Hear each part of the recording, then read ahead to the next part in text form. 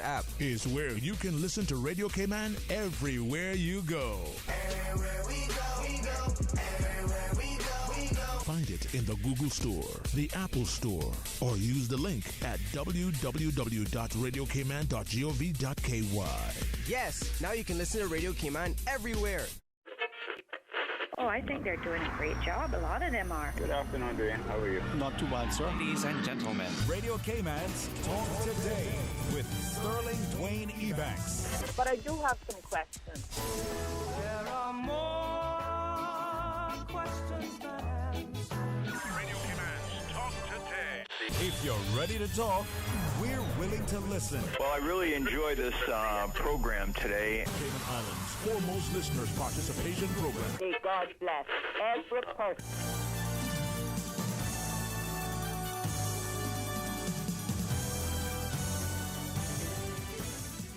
Hey, good afternoon and welcome. Trust and pray you had a wonderful weekend. And looking forward to a very productive, engaging, rewarding, and who knows what the week ahead will be like as we invite you to be a part of today's discussion. So stay tuned for Talk Today. Talk Today is brought to you by Subway, open 24 hours in Countryside, Anderson Square in Georgetown, and Centennial Towers in West Bay. And by the Ministry of District Administration, Tourism and Transport. Explore your history, explore your land, explore your sister islands. MedLab in Smith Road Plaza, your complete medical laboratory solution. Call 949-7331. And Savannah Pharmacy in Countryside Shopping Village, convenient opening hours including Sundays and holidays. Radio K-Man's Talk Today, the Cayman Islands' foremost listeners participation program. We ask our listeners to avoid statements or comments which are abusive, derogatory, malicious, or defamatory. Do not use any indecent language or make any statement which is false or misleading. Email Talk Today at candw.ky or call 1-800-534-8255. Courtesy of Flow. Cayman's #1 network that connects you to your world like never before. Let your voice be heard. Once again, here's your host, Sterling Dwayne Ebanks.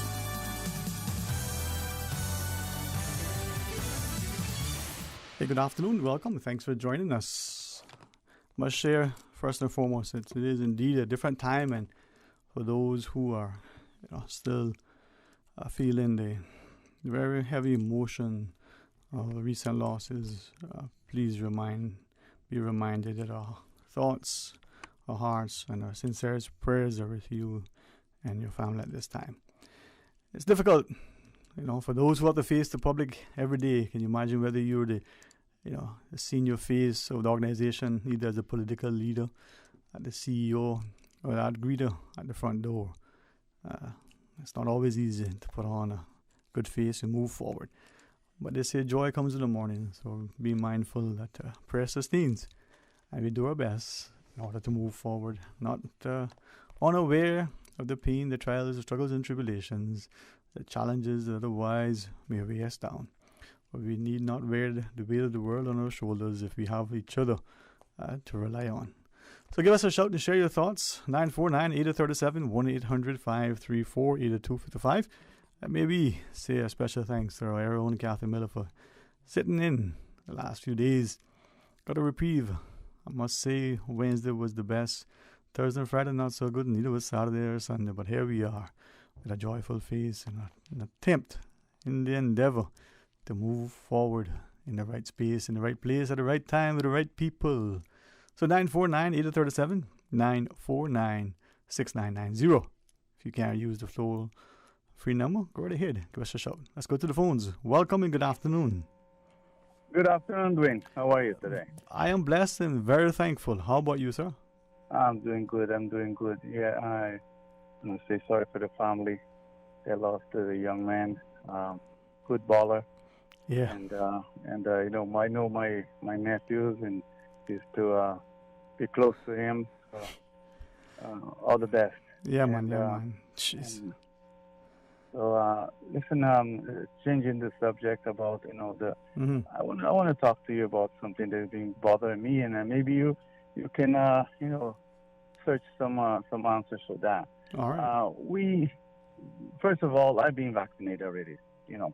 So I'm fine with the You know, if it wasn't so serious, I would say sorry about that, but I won't try to joke about it. So. Yeah. But I'll be vaccinated, and I researched a lot, and before I did that, because I didn't want it, and so I wasn't the first one, but I came to some sense, and I did it on my own. So I chose, to be vaccinated. Now the questions that I have is like, even though you're vaccinated, you can still get the virus, right? And if you get the virus, you can. The good thing with the vaccine is that they say, all right, is that you might not get, the full virus from right, get really, really sick, right? But you can still transmit the virus. So I can walk in right now, around town, and I be vaccinated, have the virus on me, spread into people, right? So, but we gave the choice to everyone to be vaccinated already, right? So we have almost 80% of the population vaccinated, right? That's what they're reporting, yeah. Something like that, yeah. No. If they're reporting, I rather trust, somebody until they I find different. So I would trust that, almost 80% of the population is vaccinated.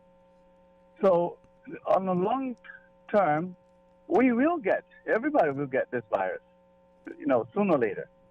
But because you're vaccinated, right? So you're not gonna get the full blow of the sickness.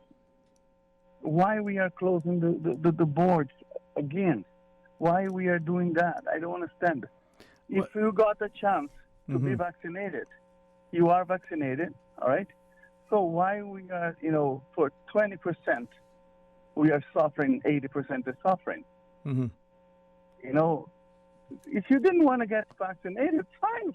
If you want to get sick and go to the hospital, we will pray for you to not die. Yeah, so give the individual the choice. Just like, as I listen to you, I'm thinking that two things immediately come to mind. One is, if it is, as we understand it, you go to the physician, she tells you need a course of treatment in order to do something, you can legally and morally say, listen, I wish to refuse that. And the physician says, well, listen, if you don't, chances are this is going to be the consequence, even death. You can refuse it, right? Yeah. So if you can do that with your life, should you not be able to do that with an injection? Yeah. But in Europe too, the second thing is seemingly from, and I spent the last 3 or 4 days just reading and trying to look at a lot of the things that people have been sending, but seemingly increasingly throughout many of the EU member states that they're sort of getting rid of some of the restrictions.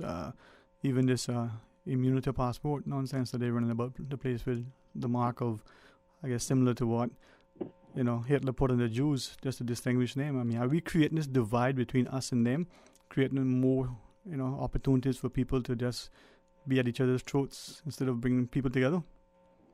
Yeah, but that's the thing. Even if you have this immune passport, you might be sick. You're right.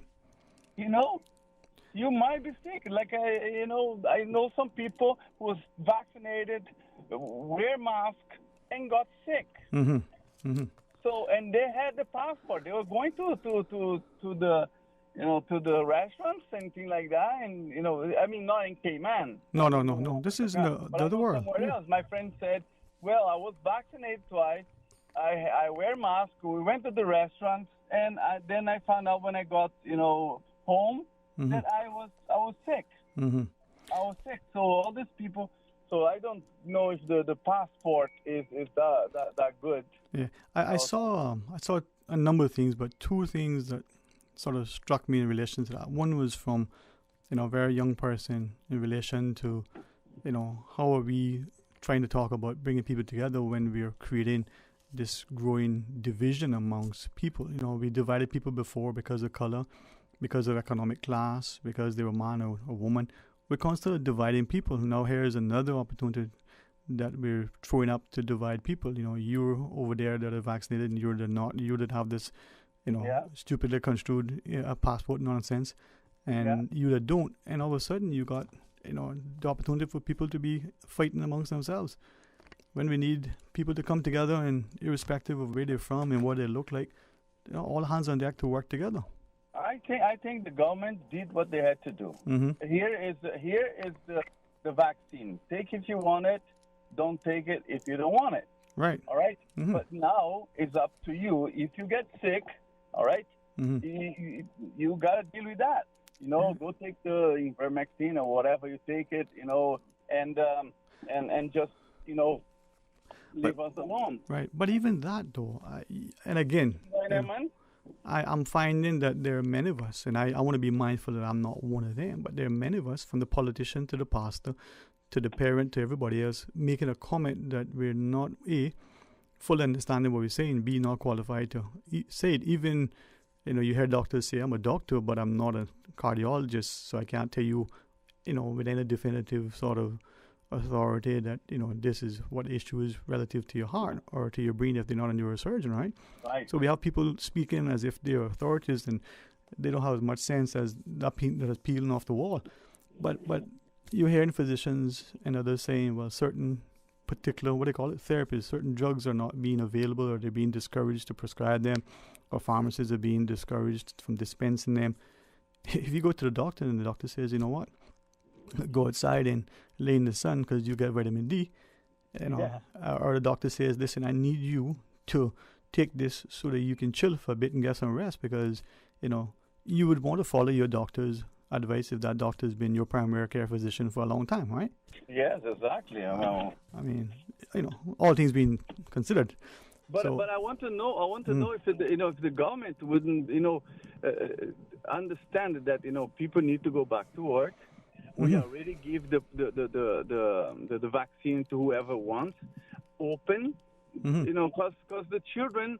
I mean, we're going to get this virus sooner or later, right. And we cannot be closing the boards every time that something happens. I know that the children are our priority, right? Because they have all this life to live. Exactly. For us, I already live long enough. I want to see my great grandchildren. Amen to that too. Hope you get to, man. Yeah, they don't work on that yet. That's good. That's good. Yeah, but you see how it went. The children got sick at the school, and all of a sudden, people just panic and say, "Oh my goodness!" No, I don't know what was the panic more than, and the government right now are lost. But is that the problem then? That through the way we say things and disseminate information, so the media reports it, the pundits, whether it's a politician or whomever, gets up and says something, that we create fear and pandemonium. We get people to be panicked. Not that they shouldn't be weary of it and mindful and fearful and cautious and concerned. Well, those things are important. But all of a sudden now you're panicked and you become paralyzed by fear. You don't make rational decisions and you respond in an emotive way. Is that a problem, that we're saying things in ways that create more harm than good? Yeah, but you see what's happening. I think my opinion to this is that now the government, they are so scared that they're gonna say, "Oh, people start dying on my shift, on my watch."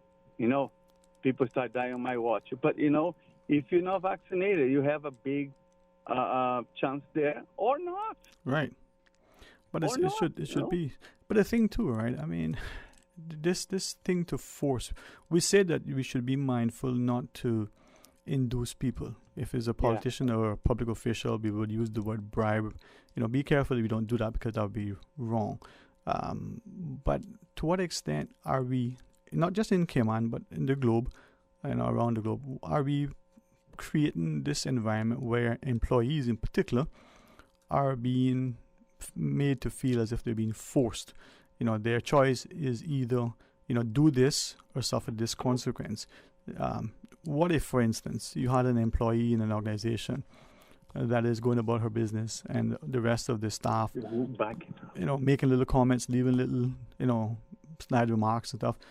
Would that not amount to, harassment, bullying, or some, environment in an office that isn't conducive to respect and civility and all those good things that we talk about and preach, right?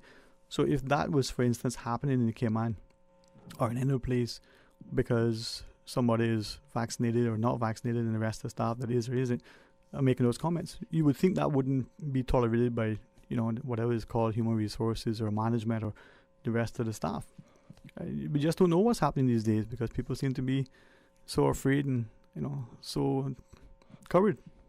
Yeah. Well, I was just wondering, if we're going to be closing the island every time that one case show up, and then we have and now the United States have football games. Brazil has football games. Europe has football games. Yeah, man. And we are here in a bubble. Well, the world is seemingly starting to recognize. I mean, one thing that we have been told, and it seemed to maybe something to consider, that with any research, with anything like this, in a sort of experiment or study, the doctors have said to us, the scientists have shared that you need time to know the impact, the consequence, right? Yeah. So if the immunity passport, as they term it, is being faded out, if the PCR test is going to stop, reports indicate that it's being sterilized with a known carcinogen. If there are things that are happening, if a saliva test can be sufficient to determine this thing, as opposed to jugging that thing so far up your nose that it goes into your brain and creating discomfort for some. I mean, we need to wake up and realize that this has come to its place and has to stop. But let me ask this question. I know many are going to be annoyed, and you know what, maybe their conscience will be pricked and their senses will be awakened. But let's ask the question, what if, in short order, we see a military-like approach where, people are rolling and being held down and forced to do something. Everybody is imprisoned in their homes, and you got this, for want of a better word, this very strong armed force out and about patrolling the streets, shoot on sight if you peep your head out through the window. I mean, history has those examples, It's funny that you're saying that. I saw the starting of a movie. It's an older movie with I think it's Dustin Hoffman and quite a big movie stars on a movie like that. That you need to come with us. Are going to vaccinate you, or if you were sick, they just took you out. Yeah, man. It might get to the point. Well, the way that people fear in this thing is, like I said, government, you told me to take the vaccine. All right, I took the vaccine. Now I want to be free to walk around, because if I get it, I will be able to, even if you're not, and we are in the same place, it's your problem. Yeah. Not my problem anymore. Can I ask you, if it's okay, and I hope I ask this properly, not just so that I'm not disrespectful to you or anybody else, but so that it's clear. My understanding is that if there are two people, one who has a vaccination, who has been given something that should prevent them from getting something else, inoculated, vaccinated, whatever the word we use, person that has this thing and the person that doesn't, the one that has this injection, this vaccination against something, should be more protected against getting it than the one that doesn't, right? Is that how we understand that to work? That's what I believe. What the science said. All right. Right. It's not. I don't know. Yeah. I don't know how it works. Right. I just said, for me to travel, for me to get out of this island, which is 5 years now, I need to take this vaccine. Fine, I'm going to take the vaccine. Yeah. Now let me go. Right. But especially when places. Now you're going to do it. Yeah, man. Well, that's it. You feel held hostage now. You're done comply with everything. It's sort of like the goalposts keep moving every time. So, but in that case though, if ordinarily speaking, this one aside, because I think that, as you said right at the outset, they say it might help, it may not. They don't know. I mean, that's the bottom line, right? So sometimes the honest answer is, listen, I don't know. you're cooking something and you add a little bit pepper to it and you say, boy, it can be hot. I don't know. We taste it. You know, it might be that might be a really hot pepper. But in this... we don't know. Nobody knows. They said, you know, for a real vaccine to work, all right, to work, no. For you to know the data about the vaccine, you know, it takes 5 to 10 years, you know, right. for you to know. Poliomyelitis kill a lot of people in the first year. They had to stop, go back, and then give it the vaccine again, you know. So it killed a lot of people. The poliomyelitis was given vaccine. The vaccine was given, and the people got poliomyelitis. They got from the vaccine. Yeah. So they had to stop. If you go back in history, you can see that. Right. That a lot of people die from it. No. So this one here, luckily, you know, I didn't die, but, you know, I took it because the government said, take the vaccine and you'll be protected.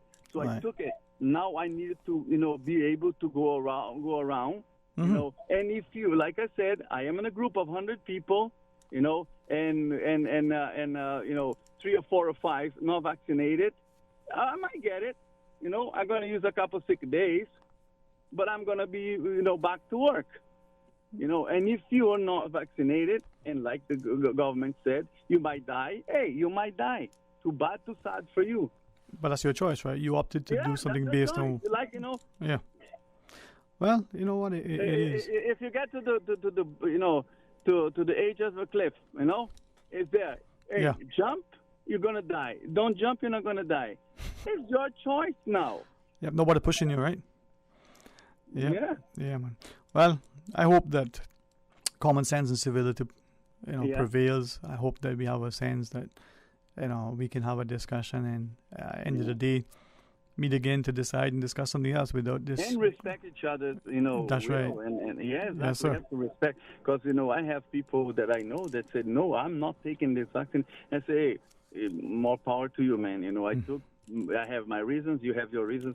So and you respect them. Let's have a drink. There you go. Some good coconut water and some. All right, bro. Yeah, exactly. That's what I'm saying. No, a drink can be water. Yes. Hey, there you go, man. All right. Okay, drink. Blessings to you, brother. Always a pleasure, brother. Always a pleasure. Bye. All right, man. I love this people. I love this country. Let's pause. Mr. Fox says, and for the callers in the queue, with your kindest respect, please stay online. Bro, do you really have to eat 2 sandwiches for lunch? No, but one is for dinner. On Tuesdays at Subway, you can get the 2 subs for any size, plus a fountain drink for the price of 1. Nah, Bobo, that sounds too good to be true. For real, though, 2 subs for the price of 1 and a drink?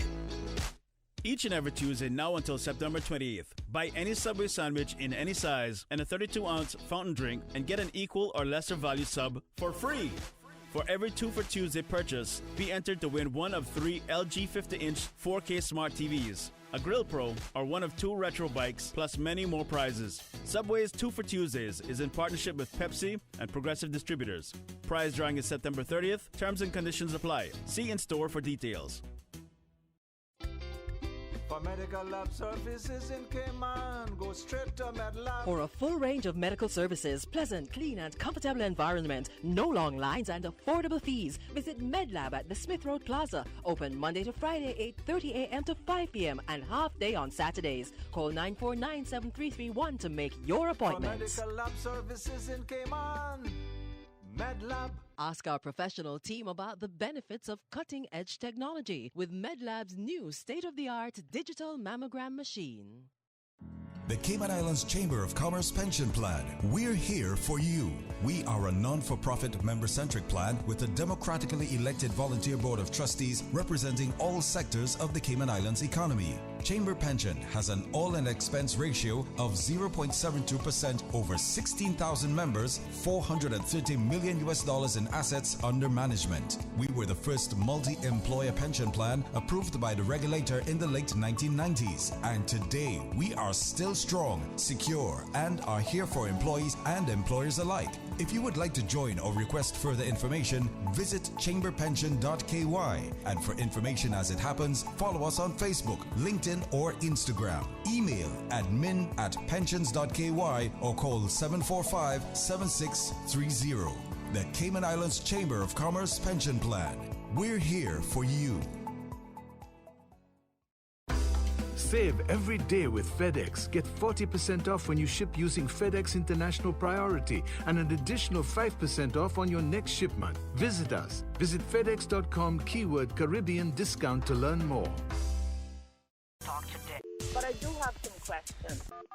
Talk today. Cayman Islands' foremost listeners participation program. Talk today. Because there are more questions than answers. What the public is saying. Waiting to take your calls right now. Sterling Dwayne Ebanks. Hey, good afternoon. Welcome back, and thank you very much for joining us as we go straight to the phones. Welcome. Good afternoon. Thanks for calling. Yeah, Dwayne. Afternoon, my friend. How are you today? Good, man. Boy, I was another patient there, man. I will listen to this. That last call, I just repeating myself over and over and over and over and over, you know? Sometimes repetition, huh? All right, man. Well, anyhow, I got to ask you something that, do you know that it was a certain drug in this, they call it a drug that governments all over the world fought it for years and imprisoned people for years. You know what a drug is? Bottle of soft drinks? No, tell us.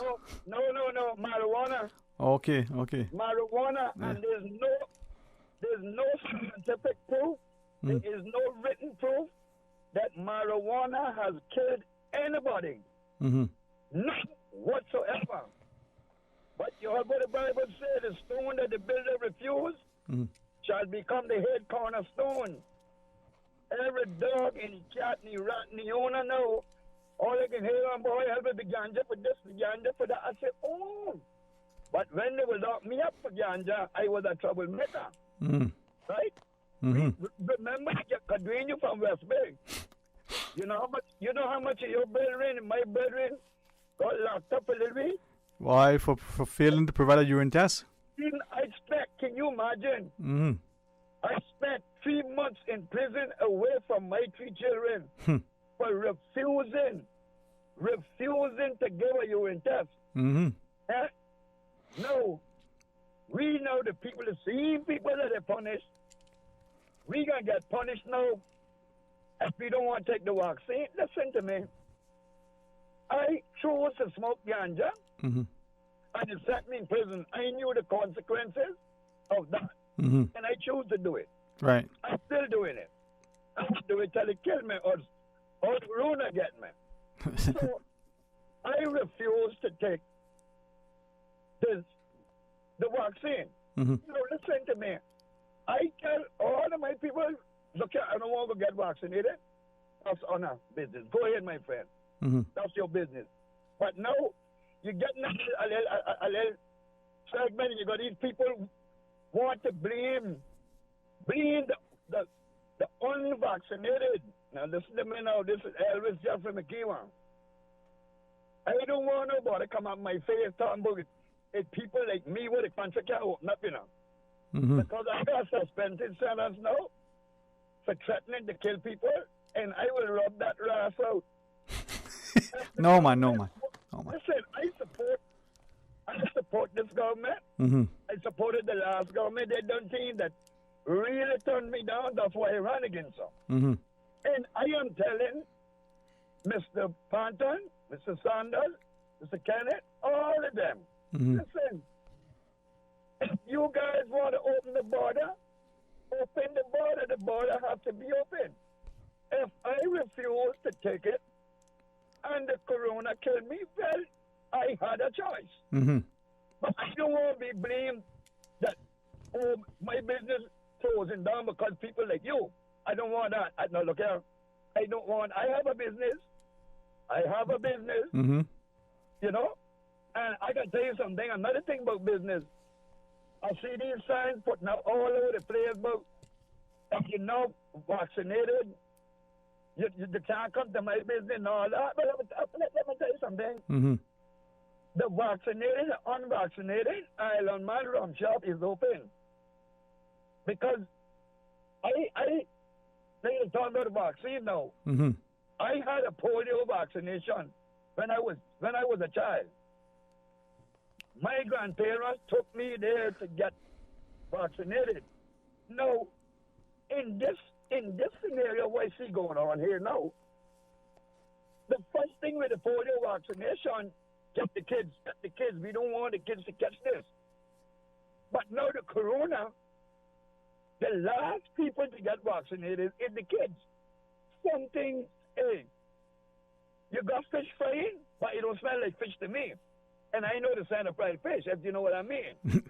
Especially if it's coconut oil, right? Listen, the only thing that I got in life that matters to me is my children and my grandchildren. And when you got to tell me now that I got to get vaccinated to save them, I thought to myself, but you know something? I would lay down my life for any of my children or grandchildren. If somebody told me they didn't guarantee me, Elvis, if you take the vaccine, your children and grandchildren are going to die from that. Man, you could jug me up like a fish pot.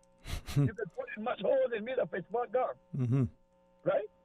So I say that to say this, listen, open the borders. Who die, who live, and look here. It's nobody can get it right in this world. No one. We learn from mistakes. A lot of people fail to see their mistakes, and they never learn. They will never learn. You can't. Those people you can't deal with. You understand? Like I said, I don't know what a vaccine button. I got heart trouble. I got blood pressure. I know by wearing the mask. When I go to hospital, that I go to take a pressure reading to get my subscription, right? I went there with my mask on, and Dr. Valasamit said, Elvis, your pressure is high. I said, Doc, I can't handle this mask business because I have a sinus. He said, Elvis, take off your mask for 5 minutes. And I took off my mask for 5 minutes, and my blood pressure reading was way so much different. Yep. Yeah, you understand what I'm saying? And I mean, this is something I know for myself. I'm 63 years old last week, Tuesday. Happy birthday to you, man. I blessed to make 63, you know. You remember that? Yeah. So, I mean, hey, and I telling this to our government now. Since Caymanian, fellow Caymanian, if you open up the border and some people pass away, unfortunately, hey, don't go home and cry yourself to death about it, because it's like this. If you don't go fishing to try to catch a fish and you starve to death, you're dead. And if you go fishing to try to catch a fish and you get drowned in a storm, you're still dead. You know, so chances have to be taken. You know, but yes, sir. What really is getting me that I can see it going right back to the same thing. The Caymanians, I would like a report. I got asked the Minister of Tourism, Mr. Byron, because he's doing and I can take this chance now to congratulate him on the selection of his board. Mr. Kenneth Byron, you've done a very, very good job with your selection of your board. Remember, I taught you, and you listened to me, surround yourself by people with knowledge, and you cannot go wrong.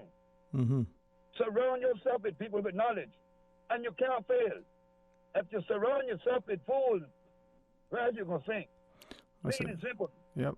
That's why I have always tried to surround myself with people with knowledge and people that respect my ideas like how I respect theirs. Everybody has an idea, you know.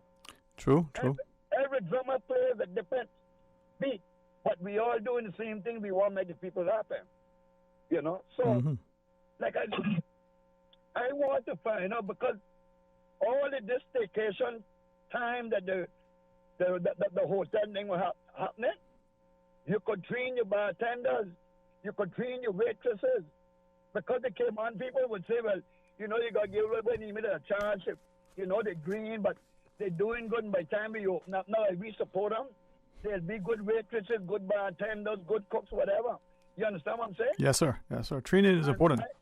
We have the time. Yes, sir. And I can tell you something. I got a suggestion about the quarantine in the hotel. Mm-hmm. All of them got big beaches with no board on them now. If you got 10 floors, then the people come down to quarantine for 7 days. Every floor get an hour a day on the beach. That it's not everybody on the beach one time.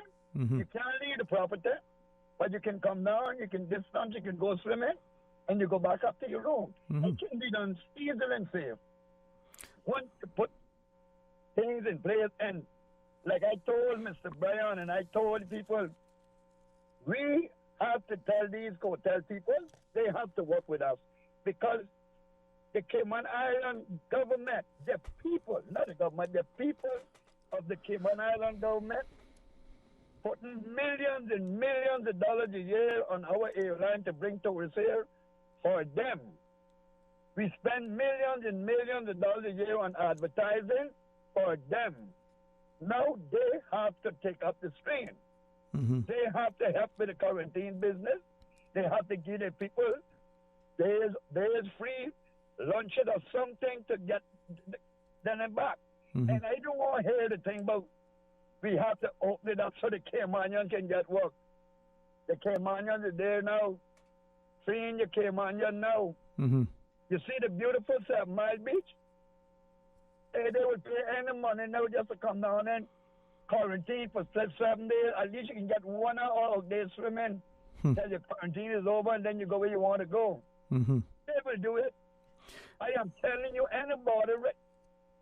I never seen 7 Mile Beach like that from time I was 15 years old. Yeah, different time. Huh? It's a different time now, yeah. Yeah. People would pay anything to come there now. Yeah. Anyhow, that is my take on it. Like I said, don't blame the unvaccinated for the trouble. We're not causing no trouble. Yeah. Don't blame us. Hey, thanks, Mr. Elvis. Thank you very much. You're welcome, sir. Thank you, too. Well, Fox, like most things, look like you're in charge.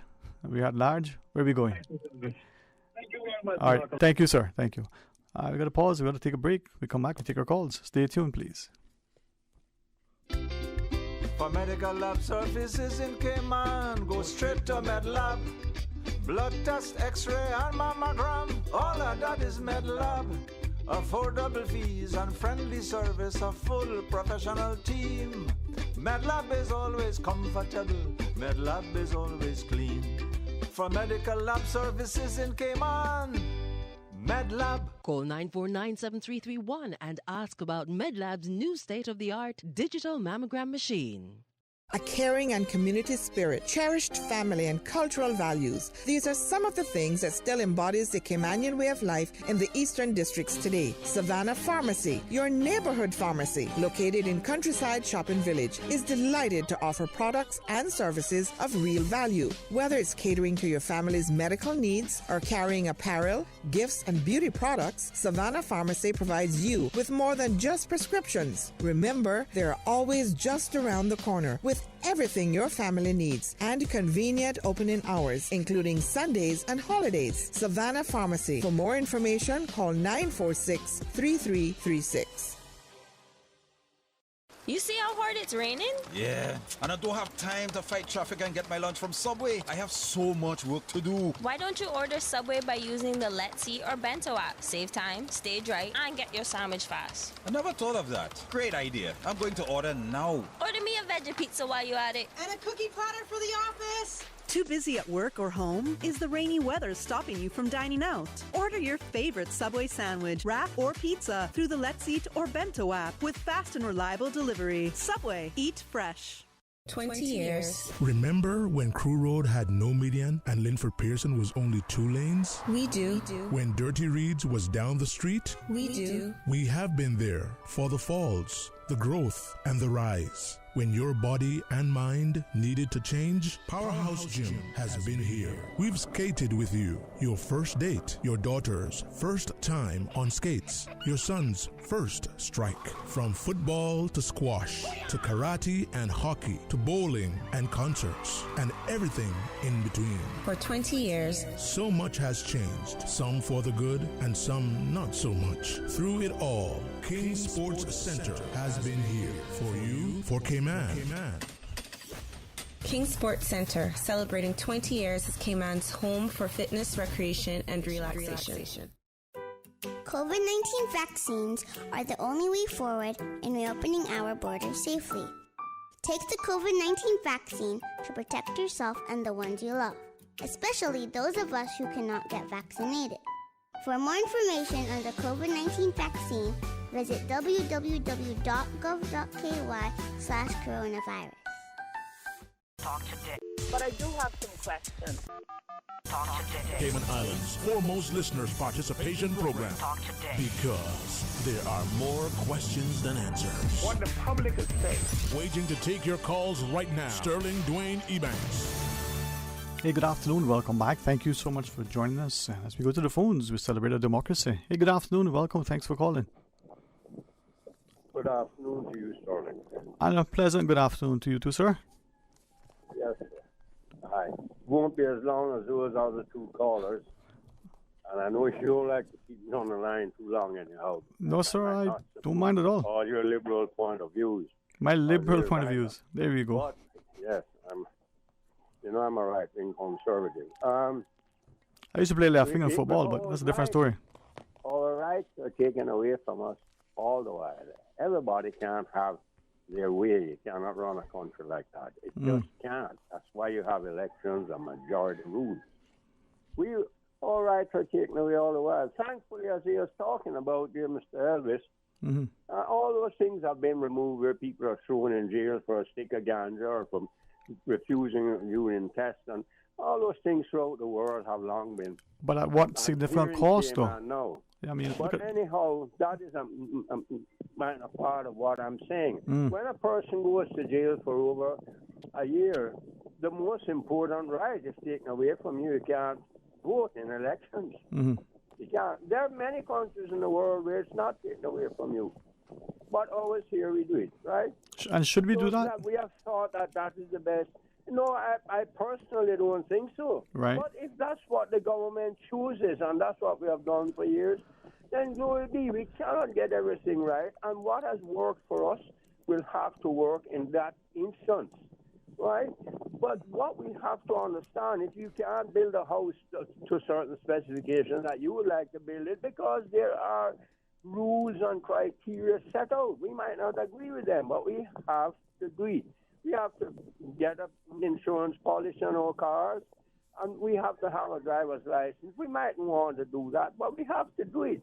When the polio vaccine came out and when the smallpox and so forth, which has saved so many lives. And if we had the same kind of resistance to it, my God, where would we be now?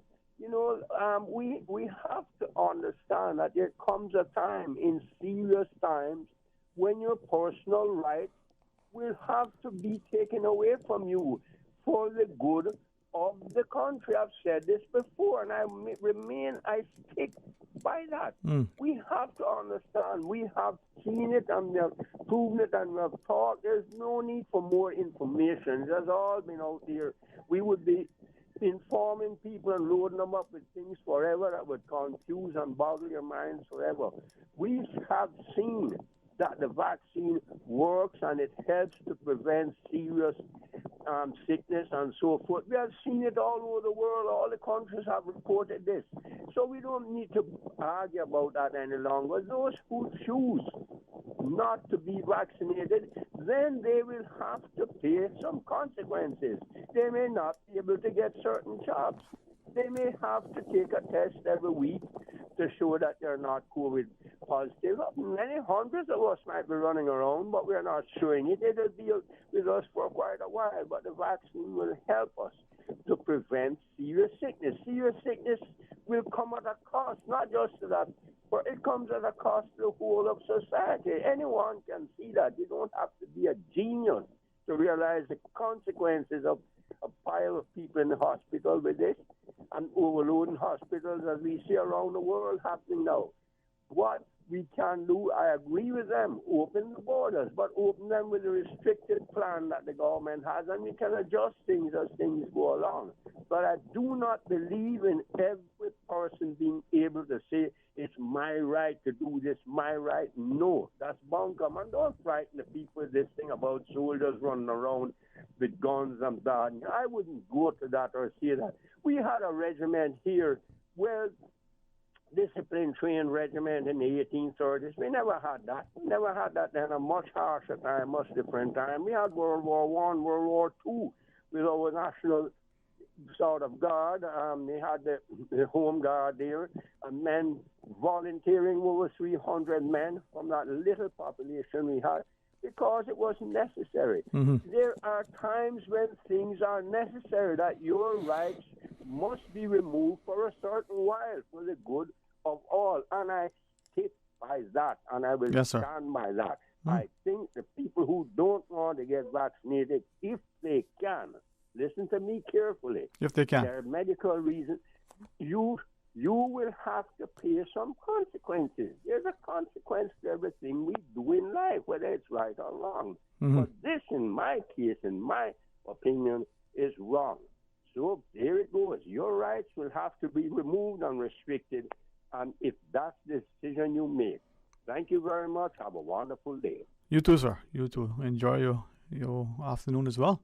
Mr. Fox, where now is the car taking us? Well, the news is next. Let's go to the phones after that. Stay tuned for Talk Today. Radio Cayman. The voice. The heart. The soul of the Cayman Islands. Today's biggest news. Radio Cayman. Your voice, your choice. Local, regional, international. This is Headlines from Radio Cayman's newsroom. Today's biggest news. As of 8 a.m. this morning, there have been 1,167 PCR tests carried out since Friday. Of these, there are 12 new positive tests in travelers and 5 in members of the community. Officials say 3 of these community members are in isolation at home with someone previously known to be positive as a result of the first recent community outbreak. They have been on the GPS tracking program for the last couple of weeks. Officials add the other 2 community members are people who have been in isolation as a result of the Georgetown primary school outbreak. There have been 106,157 COVID-19 vaccinations given in total in the Cayman Islands. 72% of Cayman's estimated population have completed the 2-dose course. Turning to international news now, 1 man has died and 9 people have been injured following a strong earthquake that shook the Greek island of Crete on Monday, Greece's General Secretariat for Civil Protection confirmed to CNN. The earthquake, which hit early in the morning, had a magnitude of 5.8, according to the Athens Geodynamic Institute. It said the quake was at a depth of 6 miles. The Lebanese investigation into the devastating blast in Beirut last year has been suspended after an ex-minister wanted for questioning complaint about the lead judge's impartiality. Judicial sources said Tariq Bitar would stop the probe until a court had ruled on Nohad Maknoik's case. Judge Bitar has been struggling to get high-profile witnesses to testify. His predecessor was removed on similar grounds in February after he accused former ministers of negligence. The massive explosion at Beirut's port on August 4th, 2020, killed at least 218 people, wounded 7,000 others, and devastated swaths of the city. Those are your latest headlines here on Radio Cayman. I'm Shanda Gallego.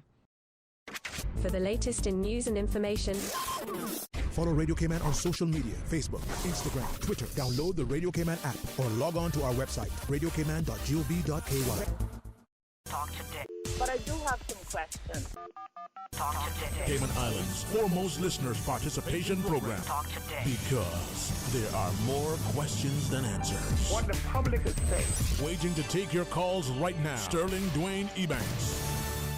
Hey, good afternoon and welcome back. Thank you for joining us. In a few moments, we'll join Ms. Katina Anglin for her paid segment, the Christian Association for Civics and Political Education. But first, let's take this other caller. Welcome, good afternoon. Thank you for calling. Afternoon, Dwayne. Hey, good afternoon, man. How are you today?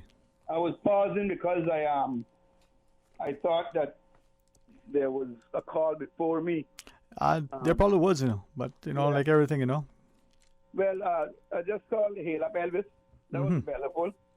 But you made a fish dinner? I think anybody with any sense right now knows what's happening about COVID. Where it's coming from, how it came about, how the vaccines came about. I don't want to get in detail with that. Fair enough. You know too, Dwayne. Mm. I know you know. You got enough knowledge to know that.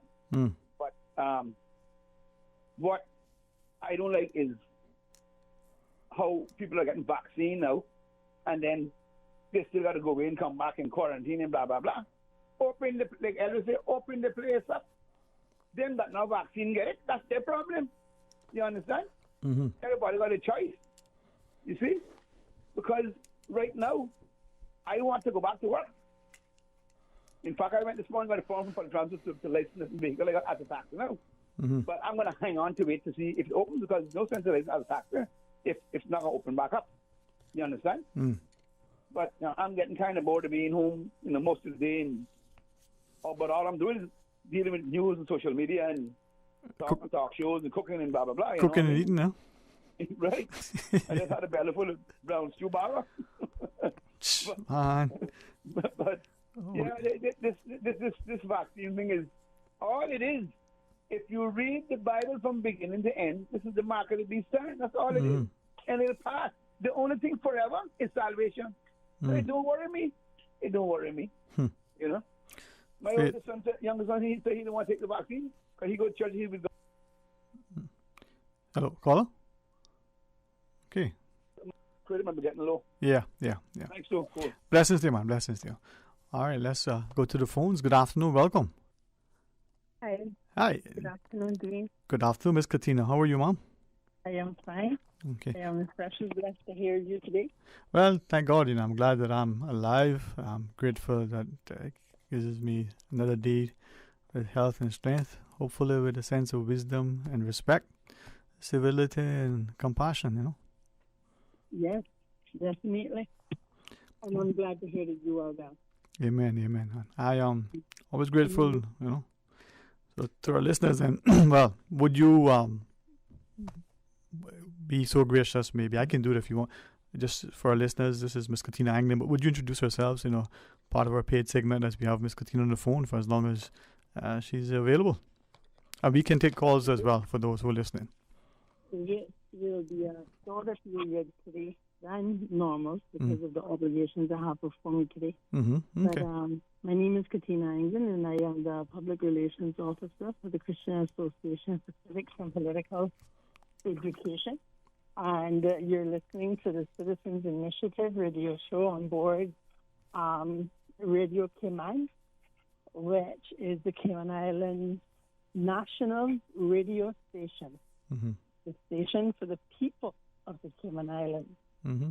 And I just want to say God bless you, Cayman Islands, each and every one of you Amen. Who are listening, and under the sound of my voice, and even those who will tune in later today, that you may know the peace and glory of salvation above all things, but that all things will also be well with us as a nation here. The nation of Christian values and heritage to Cayman Islands. Mm-hmm. God bless each and every one of you. Of course, Amen. I have to say good afternoon to Mr. George Gillette out there. If I don't. That's right, girl. Yeah. No, man, he's a dedicated follower of Christ and a dedicated follower of the radio show, Talk Today, and also of the Citizen Initiative. And he always sends me such encouraging little messages. They're never very long, but they're always very encouraging and always very powerful. So good afternoon, Mr. George, and I do wish you well as well. Amen. So, Dwayne, you'll have to let me know when we're going on our commercial break. We will do that, man. I'll look across the screen and see who says what, when, how, and why, and if it's you're on board, man. No worries. Okay, wonderful.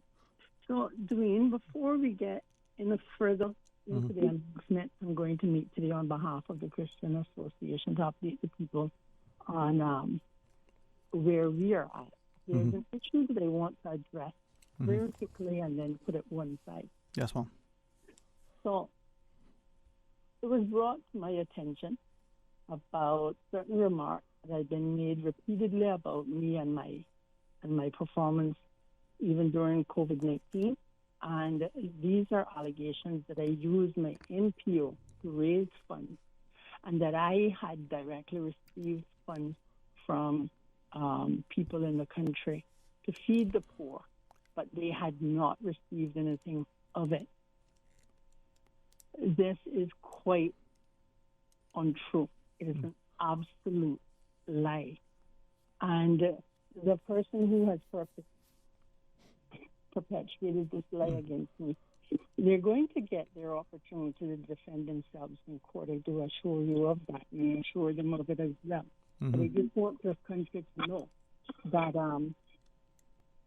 every penny that I have collected through the nonprofit organization, Christian Association Pacific, has been accounted for. Even the money that was collected for the judicial review, which was one of the reasons that Ms. Kate Fund said that I had collected money and that I had taken it and went and spent it on myself. You see, I'm also mandated by Legal Aid Office for mandatory contribution. That's where the public funding came up, the calls for public funding to assist with the legal costs. And so I had to give account of those funds to Legal Aid Office. And she also said that the judicial review, I took the money, I went, I spent it, and the judicial review, has failed to come to light because of these issues. And that is also very untrue because it's being heard on the 2nd to the 3rd of December 2021. And if you visit the webpage, christian.ky, and you go to our news page, you will see that back in either June or July, there was an article written and published on the website advising people about, where are we with the judicial review. And so, if questions had been asked before statements had been made, those statements would never have been made. But it's an issue that I have to address, and I will address it legally, and I will put it to rest. But I just want to assure the people today that whatever funds that you have donated to me have all been accounted for. And I have never used it for anything outside of what it was purposed for. That having been said, I will put that issue aside for right now so that I can focus on other things. And that is where we are in the country as far as legal actions, legislation, and vaccination. And there will be a meeting tonight for persons who want to join in legal action against the proposed legislation that has been put out regarding the immigration transition law and the forced vaccinations of work permit holders, permanent residents, dependent of permanent residents. That category of people, all of whom do not fall under the title of Emmanuel. And, for a country that says that we are a nation of Christian values, and to see that the people who came to this country, our doctors, our lawyers, our domestic helpers, our caregivers, our teachers, our road pavers, our construction workers, are now being herded into a particular category and told that if you want to eat, you're going to have to risk your health, you're going to have to risk your life, and you're going to have to violate your own conscience, because these are some of the things that are at risk with the vaccination. And once someone in their own thoughts, on their own belief, takes a position, that is a protected right under our Constitution. It says you can't violate someone's thoughts and beliefs, and they're all in caps as their conscience. And you have people in the country who, for their own reasons, some are religious, some are for health reasons, because they have their view as to how they're supposed to take care of their body, who are saying, I don't want to take this vaccine but yet you're putting them in a position where they have to choose between whether or not they're going to eat and feed their family and take a course of medical treatment. It is actually unnecessary, because if you look at the statistics, let's first look at the benefits of being vaxxed or unvaxxed. In both categories, you can contract COVID-19. In both categories, you can spread COVID-19. And in both categories, you can be asymptomatic. Obviously, there is no great benefit. There's no distinctive benefit between being vaxxed or unvaxxed, except that you may be allowed to participate in social events based on a title or category that you have been placed in. Health-wise, it is proving not to be any different to be vaxxed or unvaxxed. And everybody can get this information if they just open their eyes and do their own research. They can go to World Data. They can get the graphs from there. You can take a look at, the Swiss statistics. You can look at the UK statistics. You can look at what's happening in Israel. You can look at what happened in Sweden, who didn't do a lockdown, by the way. Now, the Telegraph just either Saturday or Sunday put out another report where they are able now to confirm that the viral load between the vax and the unvax are the same. So again, you have no distinction between taking the vaccine and not taking the vaccine. And I put the word vaccine in quotes, in quotation marks.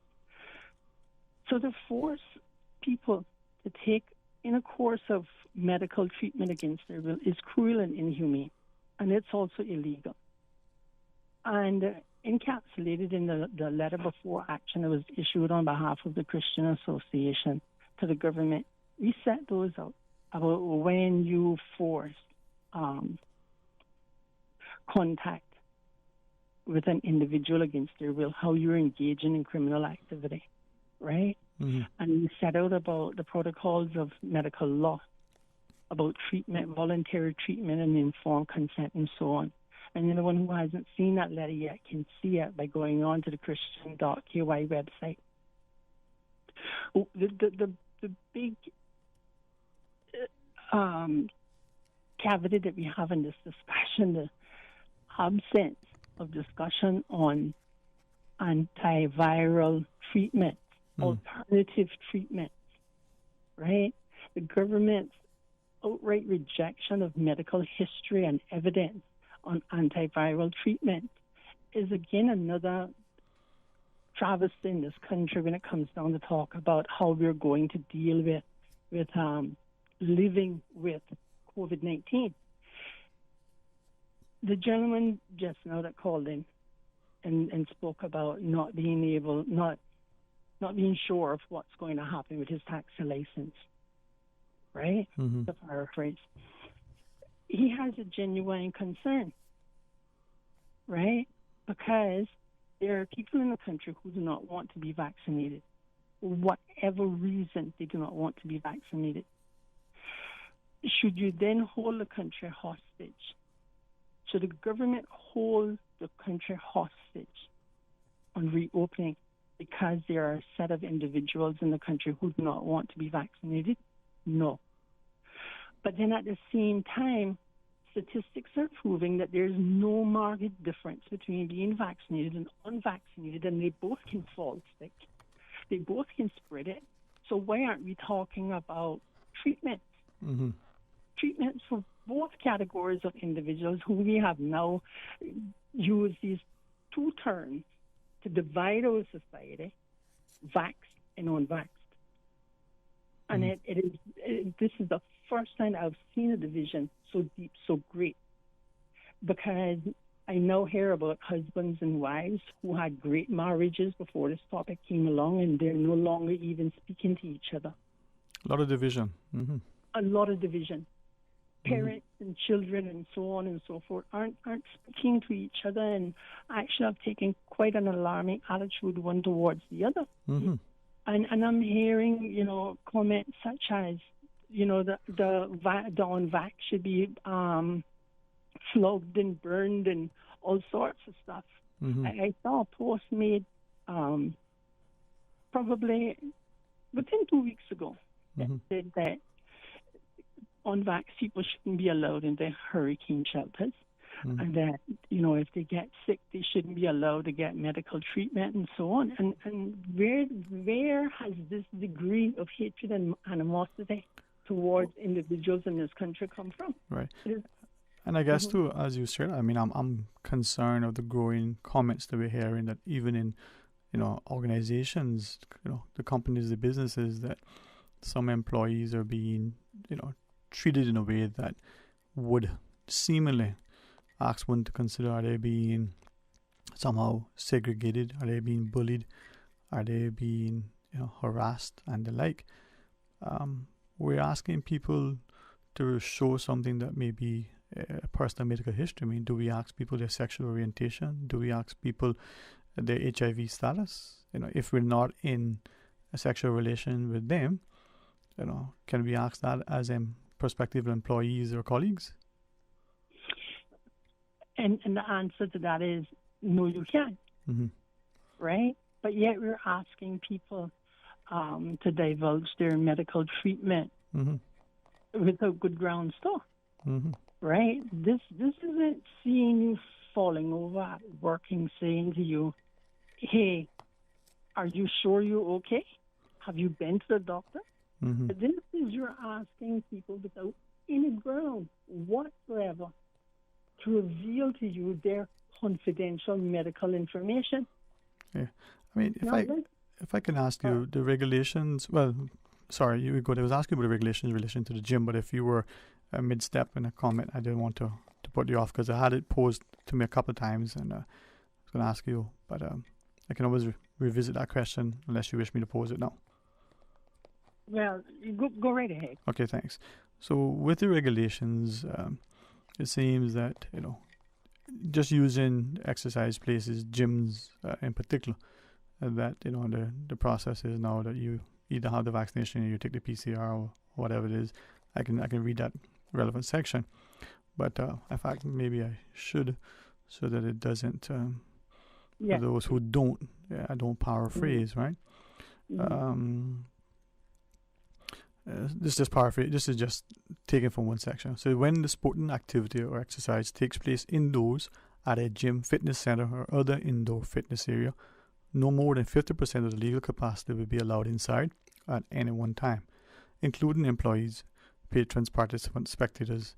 In addition, this is the part now, no person except an employee of the gym, fitness center, or other indoor fitness area. So no person except an employee shall enter the indoor area unless the person has completed an approved vaccine course 14 days prior or has presented the owner/operator with a negative PCR test result taken no more than 48 hours prior to the date of the activity. So the question that was posed to us, does this mean that the employees don't need to be vaccinated, just the customers? I have not read the entire new regulations yet, right? But I did read that part. Now, you tell me, isn't that a bit discriminatory? Well, if yes and no, yes it is, but more importantly, if the customers have to be in this way vaccinated otherwise, but the employees, so the personal trainers, the coaches and the like, don't have to be, and the two are going to be interacting in some capacity, irrespective of how physical or distant they may be, you're taking, a dozen eggs to make your, wonderful souffle, but one of them is potential suspect, rotten and the like. That souffle is not going to come with that good, But what's happening is you're treating one class of people differently than you're treating another, right? Right. And for people, because you've divided them into saying customers, and then the other one is employee, right? And you're talking about dealing with health regulations. but you're applying two different standards Yeah. to the same people within the same sphere, Uh-huh. right? So you are treating one individual. Let's just say it's one customer, one employee in the building. They're not being treated equally, right? All right. We do have a call online, Ms. Katina. You want us to grab that call and join the conversation? Sure. All right. Hey, good afternoon. Welcome. Thanks for calling. On the phone is our guest, Ms. Katina Anglin. Hey, good afternoon. Good morning. Good afternoon, Sterling, and good afternoon, Katina. My friend, how are you today? I'm pretty good. I almost made my credit run on hold for so long. Jeez, our sincerest apologies, man. It should be a free call, man. No, listen. I just got a question. Obviously, I'm not interested in support anything that mandate any vaccine for anybody because we talk about discrimination, we talk about victimization, we talk about all these things with this liberal voice, but yet we have a government who is heavily considering mandating vaccines for civil servants, and they're going to try to pass a law on October 4th to mandate it for work permit holders. Biggest problem that I find with that is that you can't pick and choose what section of the Constitution that you wish to violate, because if you're talking about discrimination, it has to be across the board and entirely. So here's my thing. If you're going to mandate vaccine, you're going to have to do it for everybody. And if and it's either you do it for everybody or you don't do it at all, because you can't pick who you discriminate against. Work permit holders are human beings too, and they have rights. Problem is that we hear these ignorant Caymanians who have refused to educate themselves on this thing that keep saying, well, if they don't want to get vaccinated, they go home.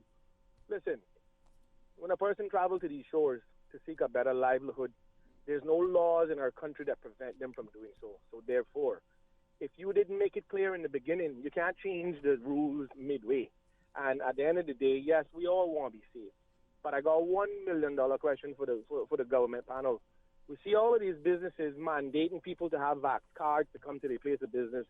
The more concerning one now is the gyms, okay, and the churches. So I got a question. How long they plan to keep these vaccination cards mandates in place? Like, for instance, if we all agree that COVID not going nowhere and is very similar to the flu, which it is, then that means that if you don't have a vaccinated card at all, you will never be able to go to the gym? Or they plan to lift it when everybody accept that COVID-19 is, yes, a very serious virus that can kill you, such as a bad flu. But when are we gonna lift the vaccination mandate to go to places of business?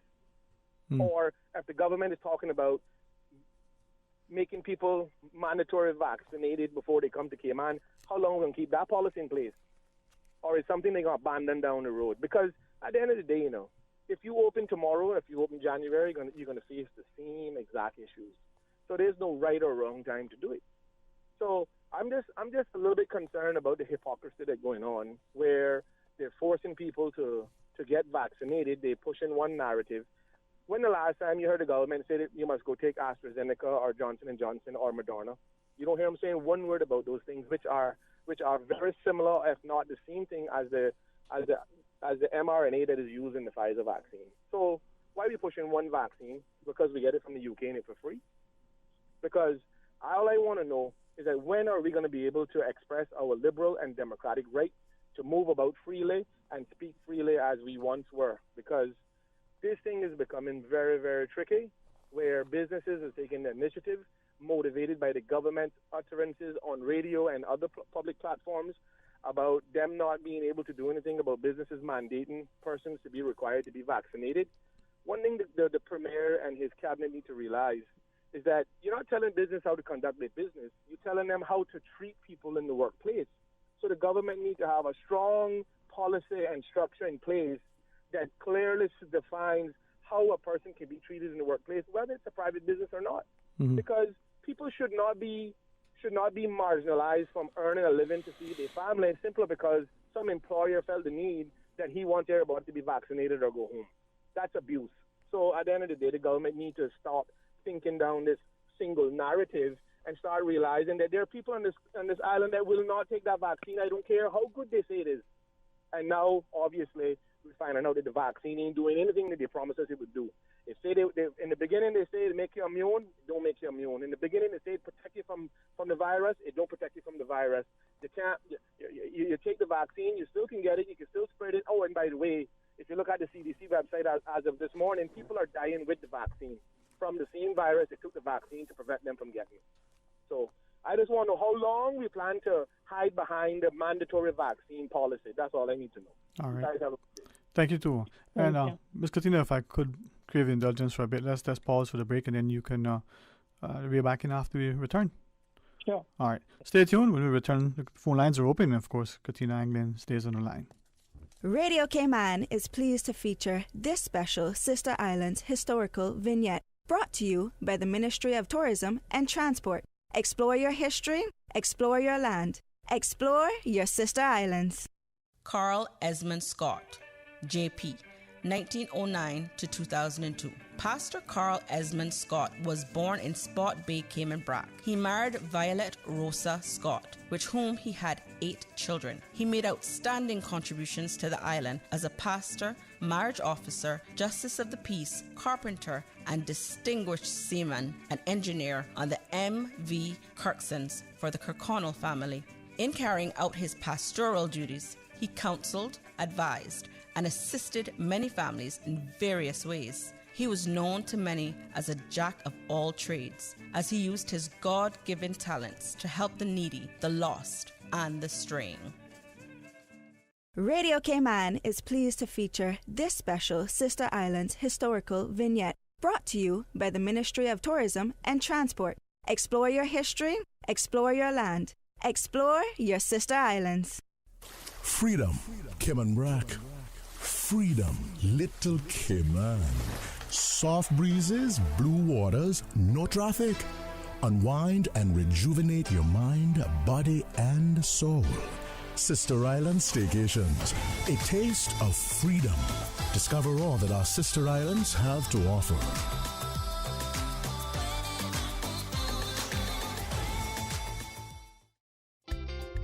For medical lab services in Cayman, go straight to MedLab. For a full range of medical services, pleasant, clean and comfortable environment, no long lines and affordable fees, visit MedLab at the Smith Road Plaza, open Monday to Friday 8:30 a.m. to 5 p.m. and half day on Saturdays. Call 949-7331 to make your appointment. For medical lab services in Cayman, MedLab. Ask our professional team about the benefits of cutting-edge technology with MedLab's new state-of-the-art digital mammogram machine. We all risk getting COVID-19 and spreading it to others, maybe without even realizing that we are sick. So, if you plan on visiting or going out with friends or family, remember these tips to keep you and your loved ones safe. Wash your hands regularly. Cover your coughs and sneezes. Maintain a safe social distance from other people. Avoid handshakes, hugs, and kisses with people that you don't live with. Contact the flu hotline if you have a cold or flu-like symptoms. Let's keep working together to prevent the spread of coronavirus. Busy, busy, busy. Feel like there's not just enough hours in the day. Savannah Pharmacy, service to make your life easier. Now you can WhatsApp your prescription order to 929-5045. And pickup is just around the corner with everything your family needs and convenient opening hours including Sundays and holidays. WhatsApp your prescription order to 929-5045. Savannah Pharmacy, wholesome values with modern conveniences. Wouldn't it have been grand if you had purchased land 30 years ago? It may not be 2020, but a perfect vision has never been more clear. Cayman Brac and Little Cayman, poised for growth with an eye on the future. Your land, your history, your future. Discover all that our sister islands have to offer. We think it's time you crossed over to a new vehicle. And with the 2021 Toyota Corolla Cross now at Vamp Motors, you have plenty of reasons to make the switch. The crossover body and hybrid engine is a sleek design in a sturdy structure with a spacious interior that opens to extensive cargo space. Stuck in traffic? The high-performance self-charging hybrid system automatically switches between gas and electric vehicle mode, helping you lower both fuel costs and carbon emissions. The Corolla Cross has full LED lighting inside and out, an integrated display audio system with energy monitor, and a dual-zone climate control system to ensure comfort for all. Test drive the new 2021 Toyota Corolla Cross Hybrid today at Vant Motors, Walkers Road.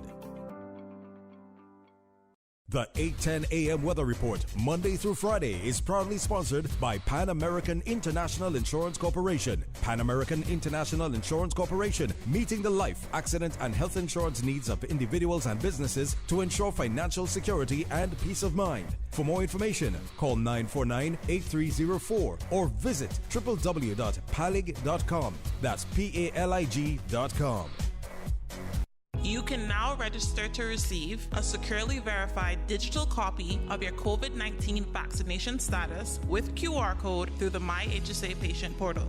Sign up is available at all HSA locations and at various sites throughout the community.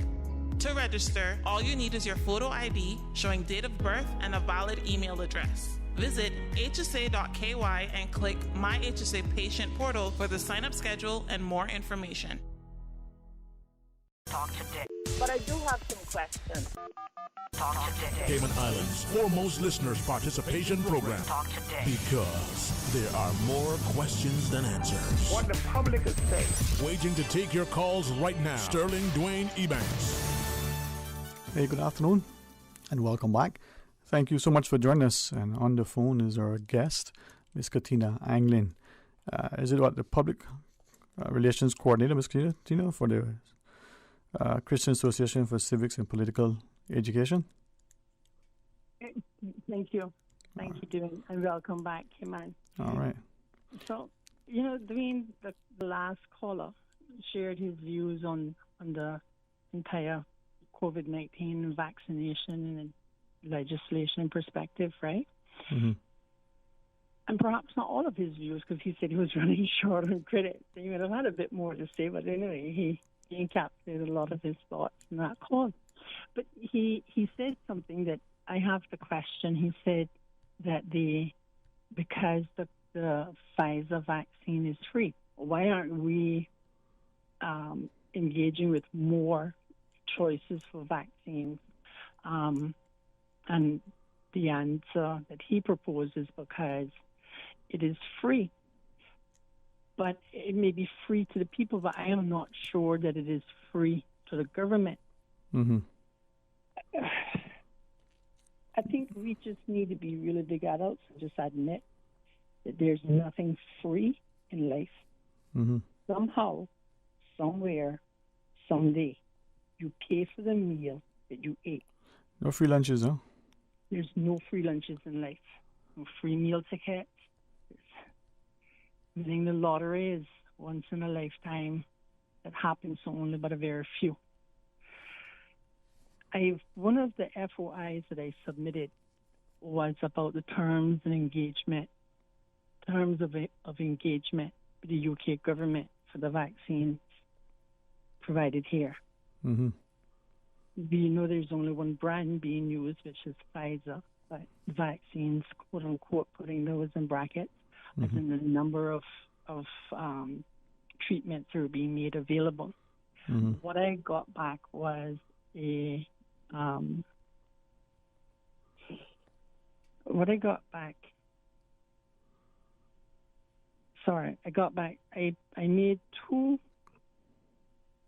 made 4 inquiries, mm-hmm. 4 FOI inquiries, pardon me. And in none of the inquiries was I able to get the information that I had requested. On the last show that I was present on dealing with FOI, I shared with you some of the side effects that they had provided to me. And another FOI in which it was to help out to tell us how they managed to determine that 80% was the number that they needed to inquire acquire 80% vaccinations, what they need to acquire in order to open the borders. I was told that information couldn't be released under Section 5 of the FOI law because it had engaged a quote-unquote foreign government. All right? I asked for how did we arrive at this conclusion that it required 80%. The next FOI was with the governor's office asking about the terms of engagement for the Pfizer vaccine. I got back a document that was mostly blacked out. They might as well have just said to me, I'm sorry, we're not going to give you that information. Right? Now, we don't know when and how we may pay for this vaccination program. We really don't know the depth and degree, the extent of the contractual terms. You know, I remember that there was a report one time that Pfizer wanted one of the South American governments to hand over their military base. You know, so what are the terms, the contractual agreement for deploying only Pfizer in this jurisdiction? So, you know, he said it was free, and I'm not totally convinced that it is. Now, that's only just my opinion, you know, and I have nothing to support my opinion, but it is my opinion in that nothing is truly free. Now, he also spoke about the government's responsibility to oversee labor relations in the country, and he's absolutely right. The government's saying that we don't have the power to tell employers how to run their business. That is true, but they have a labor law that must be adhered to, right?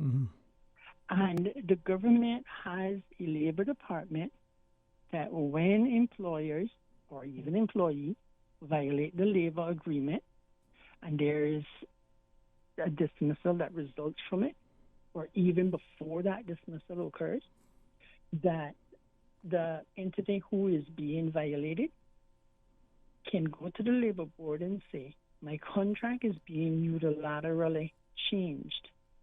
It's being changed by only one party to this agreement. I am not in agreement with it. I did not sign up with this company. I was not hired by this company. I did not engage in an agreement with this company under these terms. The labor board then leaps into action and says, oh, right, a contract cannot be unilaterally changed. Now, there are other things that they have to take into consideration when dealing with issues of health and such, right? But these options are not being put forward to employees as true options either. Listen, last year, we had the options to work from home. We had a booming economy. This year, a year down the line, the government just got through bragging about having $140 million still in surplus. The tourism shut down for a year. More than a year. All right? And businesses seem to be doing well. Some businesses. Sorry? Some businesses have reported, bumpy years. Record land sales.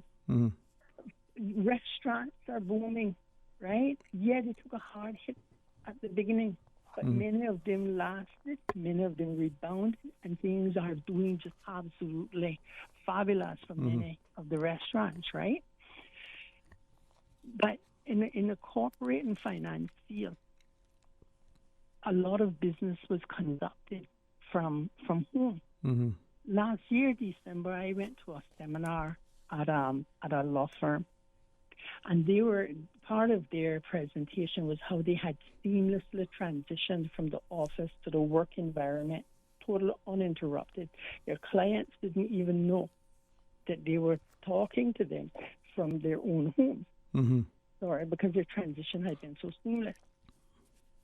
Last year, in the height of all of the fear and uncertainty regarding COVID-19, we practiced social distancing. Bars reopened very quickly. Everybody was out at a picnic table, right up in everybody's face, and we got through it. Mm-hmm. Right? This year, we have a vaccination program, and no alternatives are being put in place for employees who do not want or have a risk of taking the vaccine. And that is very concerning. And the government should be defending employees who are having unilateral changes to their contracts in the absence of alternatives being put forward. Now, listen, we're not going down the road talking about a PCR test every week being an alternative. Mm-hmm. That is an abuse of the individual. But isn't the CDC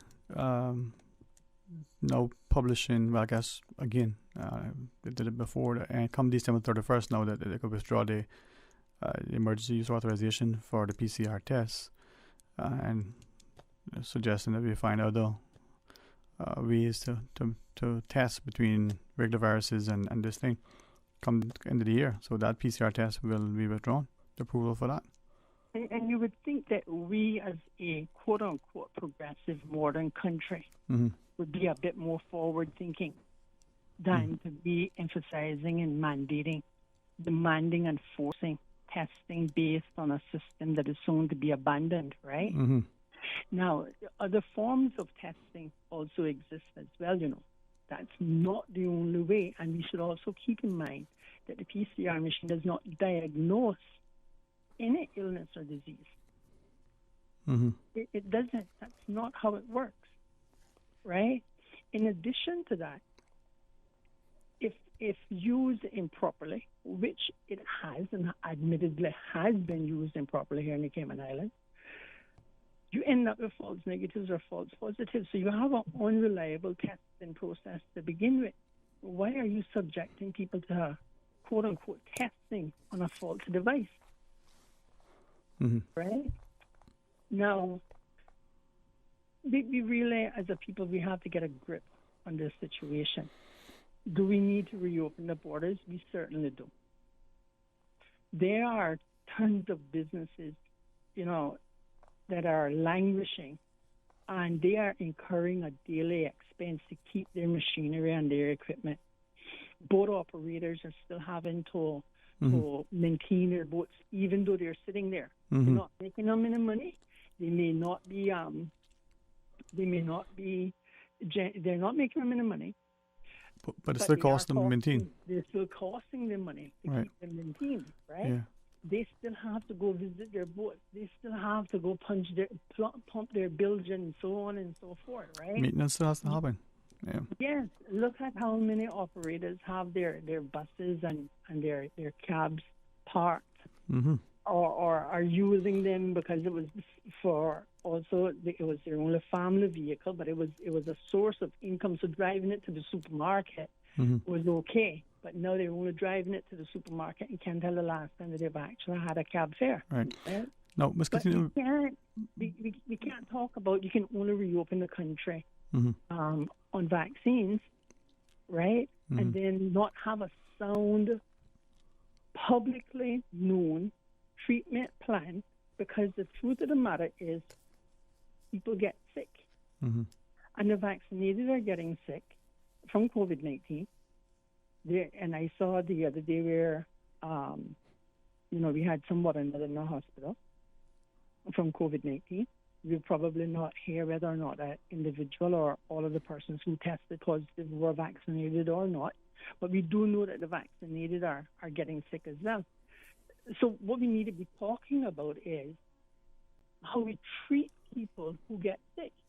And then we need to acknowledge that, in some studies, we see that those who have contracted COVID-19 and recovered from it, that natural herd immunity,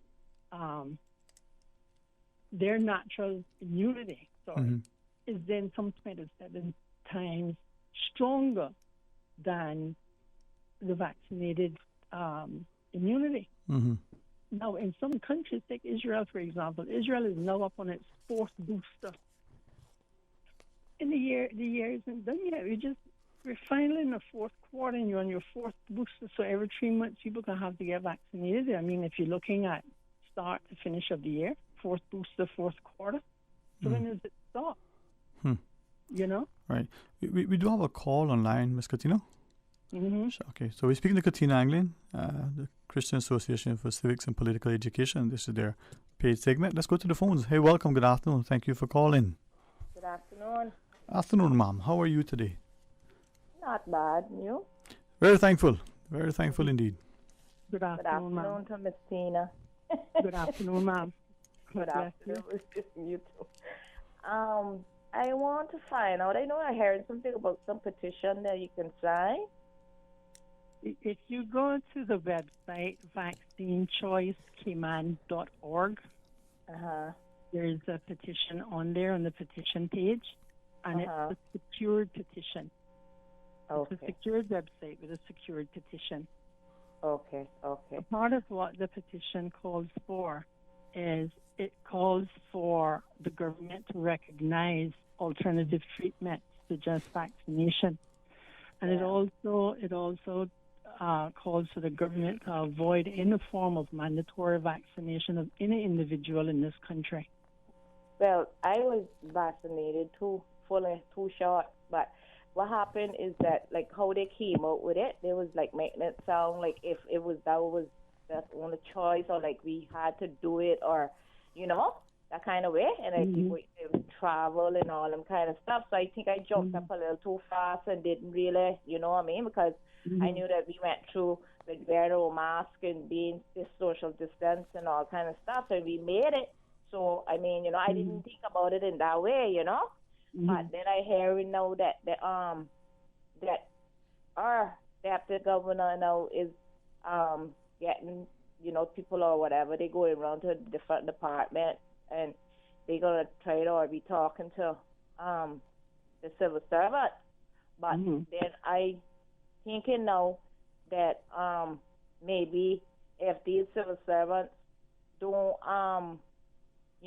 go fully with it, maybe they'll be victimized and stuff like that. So this petition now, the civil servants can participate in that, or how that go?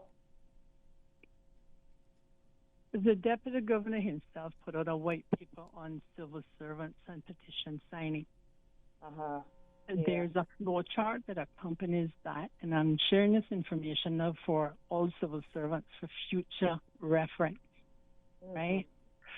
There's a flow chart that goes with that, and that flow chart sets out, like, if you are in a certain position, or if the petition is going to a particular head of department or ministry, whether or not there is any possible or perceived conflict that may arise, and so on. So, the deputy governor himself has recognized that civil servants have freedom of expression, and they have a right to sign petitions.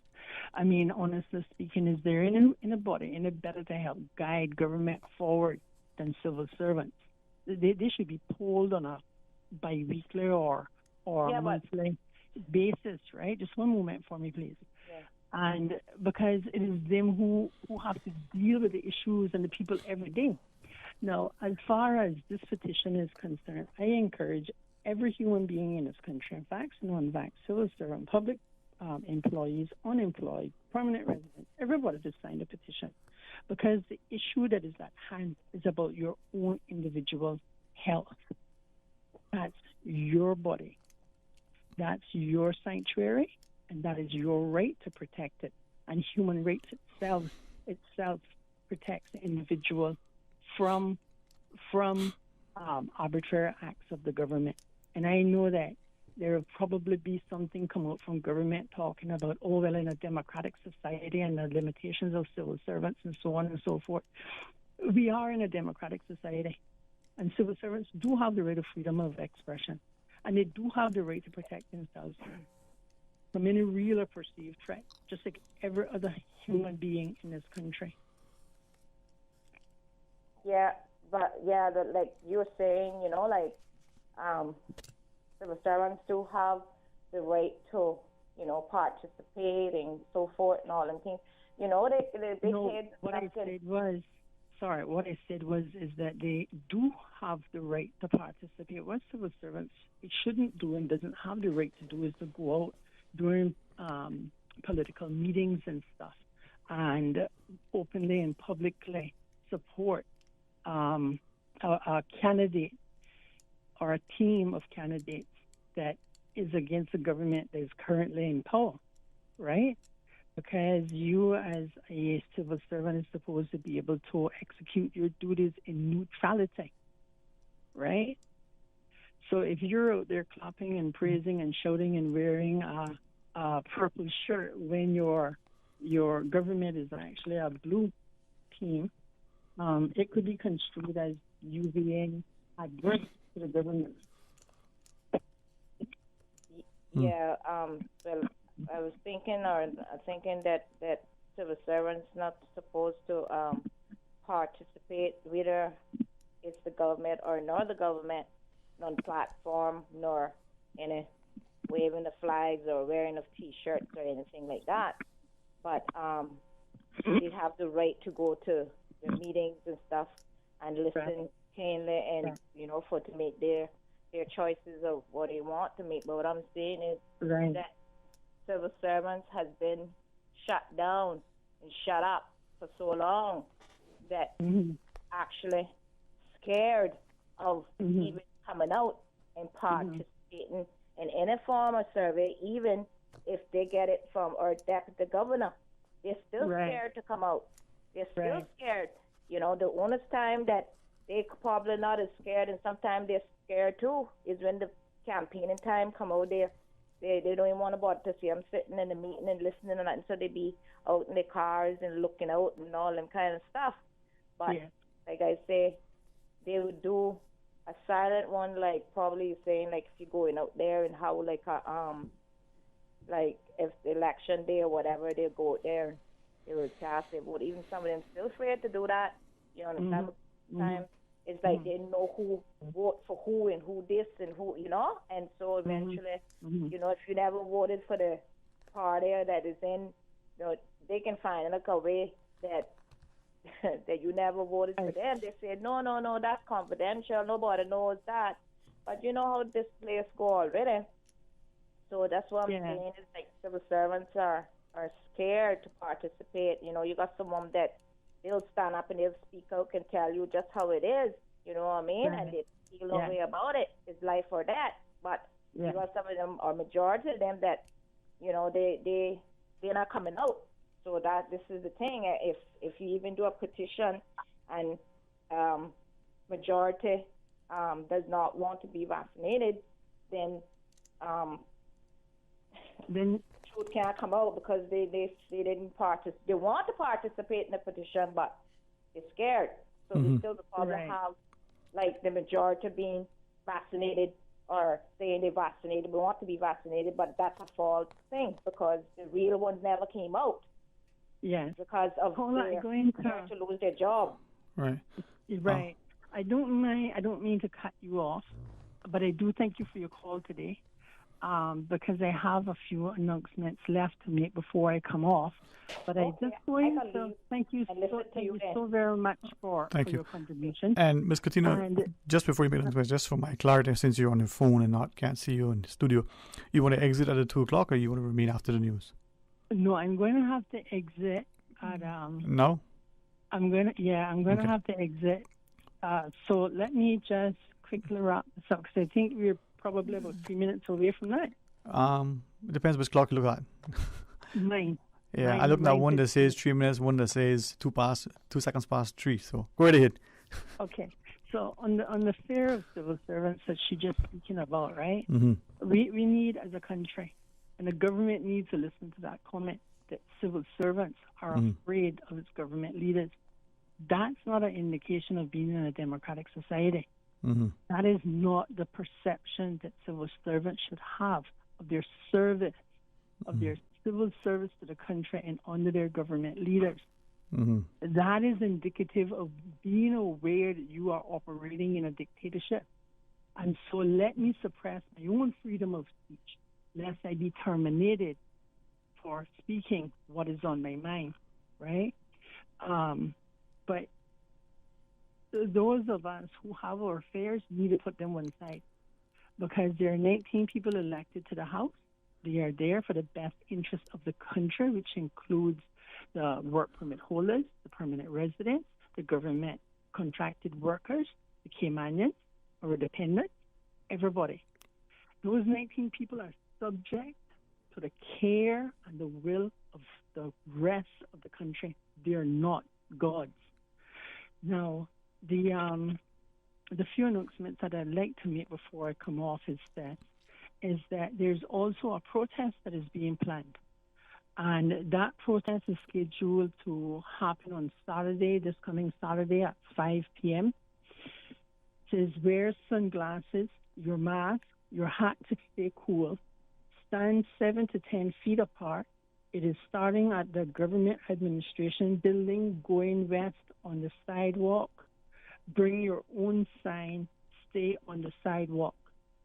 There is also a new account that has been opened for persons who want to donate to the legal actions that are coming up against the legislation, both in the employment capacity and from other angles as well, including the new legislation that is there as a bill at this time.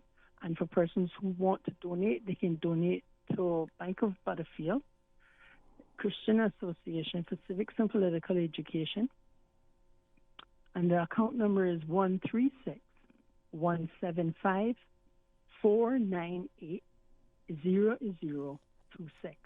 I'll say that again. It's Bank of Butterfield.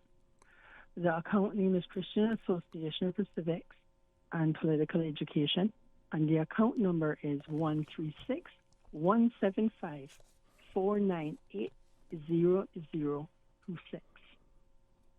And my last point of clarification for this afternoon, and then I'll let Radio Cayman go, is that the Christian Association for Civics supports the reopening of the borders with publicized treatment and prevention plans separated apart from the vaccination program. God bless the Cayman Islands. God bless you, Dwayne. God bless the government with minds of Christ. Amen. Have a good afternoon. God bless you too, Ms. Katina. Thank you too. Thank you. All right. With that, we end the paid segment from the Christian Association for Civics and Political Education. We'll take our news break. We come back, the phone lines open, and you can share your thoughts for the remainder as we enter into some open line. Please stay tuned. You are listening to Radio Cayman, the voice of the Cayman Islands. Today's biggest news. Radio Cayman, your voice, your choice. Local, regional, international. This is Headlines from Radio Cayman's newsroom. Today's biggest news. The Department of Environmental Health advises the public that a fire has been reported at the Northside temporary site for vegetation debris this morning. Members of the Cayman Islands Fire Service were called to the site, where they quickly contained the fire and brought it under control. Smoke may be visible from the site throughout the day, as an area of vegetation debris is monitored as controlled burning. The cause of the fire is still unknown. Furthermore, inspections have been carried out at all other debris sites, and reviews are underway to further reduce the risks posed by fires.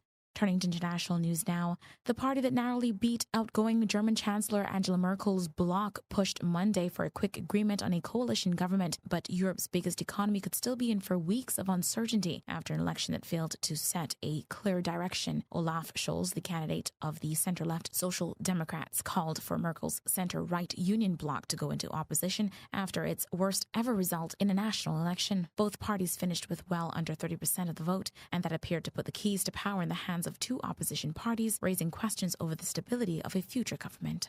Police in Australia say it's incredibly lucky that more people weren't injured when a car cut across 8 lanes of traffic in Darwin last week. The driver and a child who was in the car with her were taken to hospital with non-life-threatening injuries. Police are investigating the incident and released footage of it, saying the driver allegedly lost control, failed to negotiate a turn, and crashed into a business. They urged motorists to drive with due care and attention. And the two co-hosts of The View, whose COVID-19 tests derailed a planned interview with Vice President Kamala Harris last week, said Monday that the results turned out to be false positives. Sunny Hostin and Anna Navarro were pulled off the air Friday in a startling moment of live television that forced an abbreviated Harris interview to be conducted remotely. None of the hosts who were on Friday came into contact with Harris. The two co-hosts were tested multiple times over the weekend, and all results were negative, the show said. Those are your latest headlines here on Radio Cayman. I'm Shanda Gallego. For the latest in news and information, follow Radio Cayman on social media, Facebook, Instagram, Twitter. Download the Radio Cayman app or log on to our website, radiocayman.gov.ky. A caring and community spirit, cherished family and cultural values. These are some of the things that still embodies the Caymanian way of life in the Eastern Districts today. Savannah Pharmacy, your neighborhood pharmacy, located in Countryside Shopping Village, is delighted to offer products and services of real value. Whether it's catering to your family's medical needs or carrying apparel, gifts, and beauty products, Savannah Pharmacy provides you with more than just prescriptions. Remember, they're always just around the corner with everything your family needs and convenient opening hours, including Sundays and holidays. Savannah Pharmacy. For more information, call 946-3336. Make your house into a home. Welcome to Brand Source Home Gallery, your source for premium products and a premium experience. We'll design and install your dream kitchen with crafted cabinets, complemented with elegant appliances. We'll fill it with quality houseware and cookware. Custom-designed closet and storage solutions organize and beautify any area. And with the finest bedding, you'll get a perfect night's sleep knowing Brand Source Home Gallery has everything you need to make your house a home. Had a look at those investment options yet? Too busy. Look at today. Workout, breakfast, take the kids to school, back-to-back meetings, take Pepper to the vet, and she's apparently got allergies now, so... And that was all before 12. But you look relaxed. That's because my money's as busy as you. With RF, you can access the best in local and international investments to keep your money busy, so you can spend more time focusing on you. Contact us at rfgroup.com to find out more. RF, money at work. Your Radio Cayman 6 p.m. news, Monday through Friday, is brought to you by Logic. Your life connected. Bro, do you really have to eat 2 sandwiches for lunch? No, but one is for dinner. On Tuesdays at Subway, you can get the 2 subs for any size, plus a fountain drink for the price of 1. Nah, Bobo, that sounds too good to be true. For real though, 2 subs for the price of 1? And a drink? Each and every Tuesday now until September 28th. Buy any Subway sandwich in any size and a 32-ounce fountain drink and get an equal or lesser value sub for free. For every 2 for Tuesday purchase, be entered to win one of 3 LG 50-inch 4K smart TVs, a Grill Pro, or one of 2 retro bikes, plus many more prizes. Subway's 2 for Tuesdays is in partnership with Pepsi and Progressive Distributors. Prize drawing is September 30th. Terms and conditions apply. See in store for details. Talk today. But I do have some questions. Talk today. Cayman Islands' foremost listeners participation program. Talk today. Because there are more questions than answers. What the public is saying. Waiting to take your calls right now. Sterling Dwayne Ebanks. Hey, good afternoon and welcome back. Thank you so much for joining us. It is Open Line as we take you through the end of today's segment here on Talk Today with some open line 949-8037, 949-8037. Or you can call us on 949-6990. But of course, with the kind compliments of Flo, there's a toll-free line 925-3261. You can send us a WhatsApp there, or you can call toll-free at 1-800-534-8255. Someone sent me something earlier, a quote from or attributed to Marcus Aurelius. And, well, let me read it to you and see what you think. I wasn't there when he said it, although some days you feel like you're as old as Methuselah. So the object of life is not to be on the side of the majority, but to escape finding oneself in the ranks of the insane. So attributed to Marcus Aurelius. Well, what do you think? Where is the truth and conviction, the courage and the tenacity, to stand in the gap, to do the right thing with a civil, obedient sensitive, sensible presence, that you are so mindful of the impact of your actions. Sometimes I think, we are somehow lobbed into forgetting the greatest exercise of power is restraint. Sometimes, we're so intent on doing the right thing that we know is the right thing, but we can't get others to come on board, that we push, pull, and prod.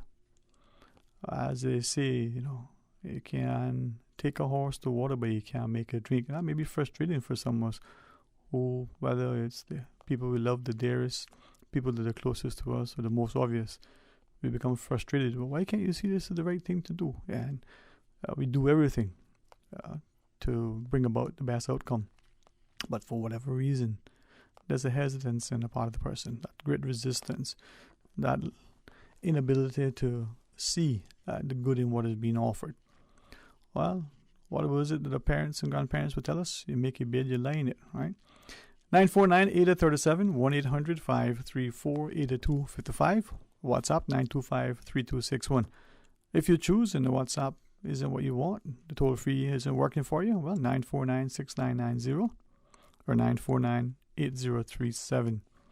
We are indeed, for many of us, in unprecedented times, but history is replete with many instances throughout the ages of behaviors that are indicative of abuse of power, of a willingness to do the right thing but an unwillingness to concede, to acquiesce, and to somehow draw alongside.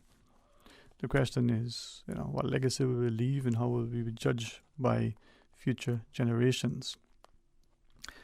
Are we courageous? Well, we'll see. Standing the gap sometimes is not as easy as one would say. 8949-8037. Let's go to the phones. Welcome, good afternoon. Thanks for calling. Good afternoon again, Sterling. Yes, sir. Good afternoon. Welcome back again, sir. I didn't get to hear all of Ms. Katina's dissertation there, but I just wondered, one, if she's against, I've heard people saying that everyone should be treated equally and so forth and all, and all that. People coming into our country are not the same as those who are residing here or as Caymanians. There wouldn't need to be a definition of a Cayman. We must have special privileges. We must have certain privileges. That's what should be accorded to us as Caymanians. Can I ask you though? Of this country. Right. They should be required, as every country does. From Canada, you notice there with Canada from 60 years ago, they require you certain medical tests to prove you don't have certain viruses or certain diseases. Right. The United States is the same thing before you go there to live. So therefore, people who are coming here must be required to prove certain things. And if we say they have to be vaccinated, so be it. But let me ask then, right? You're talking... I understand the reticence about this, the rejection of these ideas. Right. Well, let me ask you, just to revisit your earlier comment, then we can come back to what you're sharing about, people being forced and the like. People coming here, you said, the privileges and the like that should be afforded to Caymanians should be different. But how is it then when it comes to employment? Right. How is it that when it comes to employment, for instance, there is this constant hue and cry about Caymanians feeling entitled, qualified. Yeah, we should be entitled to certain things. But yet, when that Caymanian, and I use that to include so that people understand whether it's by the legal definition. For me, if you're a Caymanian by birth, ancestry, acquisition, otherwise, that you're Caymanian, right? When a person with their requisite experience and expertise applies for a job and isn't given it, there are those who say, well, you shouldn't be entitled to it. You got a sense of entitlement. How is it that we can use that in that sense and accept that a permit or some other measure should be meted out to someone who isn't Caymanian and it should be okay? Sterling Green, you use that term that we commonly use, we who? We as a society seem to collectively... No, not we. I've heard many people say this and many people say, no, it shouldn't be so. So we'll always have this divisiveness. Humans by nature, we are a divisive people. We have Right. always been that way, and we will always be Right. that way. Well, that's the one thing that I must commend you. I always, and I hope I never come across disrespectful to you when I disagree with your opinion or challenge your perspective. I always value you as an experienced individual, and because, if you forgive me for saying it, because you have the wisdom of the ages, I feel I can learn much from you. Whether I understand what you're saying at the time or agree with it. I value your intelligence and intellect. I can listen to you and know your personal great intellect and intelligence, and you do a lot of research and so forth. But I'm a very simple person. I abide by certain very simple principles. Yes, sir. The government, we have elected a government. That's why we go to elections. 23,000 people cannot run a country. We can't have day-to-day say and approval of these 23,000 people. Some of us will have to shut our mouths and go ahead and understand and live by the decisions our government makes. It's as simple as that. Right. And there we have made great stride in the last year. People were subjected to very restricted privileges over last year. We remember that, and we accepted it, and we went on with it. Now people are getting up and saying, well, I'm right, I should do this, I should do that. No, you shouldn't do anything. You will do what the government tells you to do in the interest of the majority.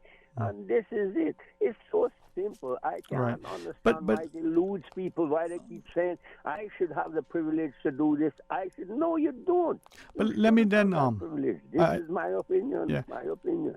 Fair enough. I hear what you're saying, right? But let me then ask of you respectfully then, the people, the permit, work permit holders, the PR holders, those are the people for whom, in this instance, this proposed legislation would impact immediately. And potentially, potentially could be a precedent for other categories, but initially, those on work permit. And fair enough. But are they not people? I mean, should they be forced and subjected to things, whether they object to it for personal reasons, for political reasons, for religious reasons, maybe, whatever that reason? Should not people have that thing to say, listen, you know what, I refuse this, to be forced to do something against a person's will? Is that where we should be in this time in our history? Sterling Green, these are very, very serious times. This is a time when we have a pandemic, a global pandemic that's killing people and putting hospital strains on hospitals that have not been careful with their borders, careful with what they're doing. And they're filled with people who have elected, they did it by choice to come to live here. We didn't force them. So you have to abide by what the government regulations are. It is so simple. But what if I can't understand why people are finding it difficult to understand this. We have certain rules and codes we must live by. That is why great societies have survived. They have codes and regulations, and they live by them, and they must be obeyed. If we were to break the principle for every John, what you call it, Harry and Timmy or Sandra, whatever the name may be, yes, sir. We can't do that. We cannot. It must be an orderly, restricted society to a certain extent. Yes, we have freedoms here. We enjoy more freedoms than most people do.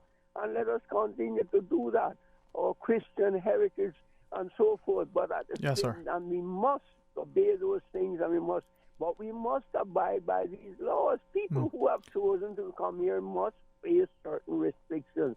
That's my opinion. I stand by my opinion. I refuse to see any other way. Thank you very much, sir. Most welcome, sir. Wonderful day. And you too, sir. Thank you. Let's take the other caller. Welcome. Good afternoon. Thanks for calling. Hello. Good afternoon. All right. We'll get that. Hey, good afternoon. How are you? I am blessed. How about you? Good. I don't have no plans on calling the station, but this morning, Mr. MP Ebanks was on OC. What's his first name from West Bay? Andre Ebanks. Andre. Yes, ma'am. Sterling I have never heard a person with a voice and a pronouncing words the way that he do. Mm-hmm. You can't just walk away. You got to stay and listen to his conversation. Mm-hmm. It's like he got this I would use it in the book in his head. Mm. I mean, he is perfect to the T. Thank God, huh? With his accent, Hmm. his words, and he say them so, pronounce them so proper and so plain and understandable Mm-hmm. that he don't even sound like a Caymanian. And I mean, this morning when it was on, I had a lot of things to do, but I couldn't help but just sit there for that hour, whatever time he came on, Mm-hmm. till it ended. And I don't know if he came on exactly 7:30 or 8 o'clock. Mm-hmm. Because the first 7:30 I was looking in the yard. And when I heard them on talking, I think you say he went to school in England. Well, I guess at some point he'll tell you, but publicly, I mean, he has formative years in the U.S. and then he did some schooling elsewhere. So I guess he'll tell us more about it. Yeah, but a very intelligent young man. He's very intelligent. And I tell you one thing: the Queen is our Queen, but I don't think that she could stand to him when it comes to holding a conversation. Yeah, well, for what it's worth, I just want to say that because he is very sharp with his words. Mm-hmm. He is. His accent, it just grabs you. They got to listen to hear what the next word comes out of his mouth is. Yeah. I admire him. Well, thank you. Hat off to him. I'm glad he's part of our society and government and whatever else it may be. But he is good. He's good. Well, I appreciate you. You know what they say, and giving flowers while people can, smell and enjoy it. Exactly. Yeah. That's good, man. My garden every day and look at my own flowers. There you go. For nobody bring me any. Right. Well, our schedule has him slated for Wednesday at 1:30. So really? God's willing, he'll join us as part of the month of the elderly and the like. Yeah. So. Yeah, he's great. He's great. All right. Yeah, he's great. All right, thank you. I just thought I would call and say that. But no, thank you for that. His voice grabs everybody. If his voice doesn't grab this island, something's definitely wrong. But it sure grabbed me this morning. Yeah, well, when I did start listening. It's good that we compliment our people when we feel it's deserving. So thank you for doing that. All right, you have a great one. God bless you too, man. Thank you too. All right. That's important. And we'll take the final break, but Honorable Minister will be with us 1:30 on Wednesday.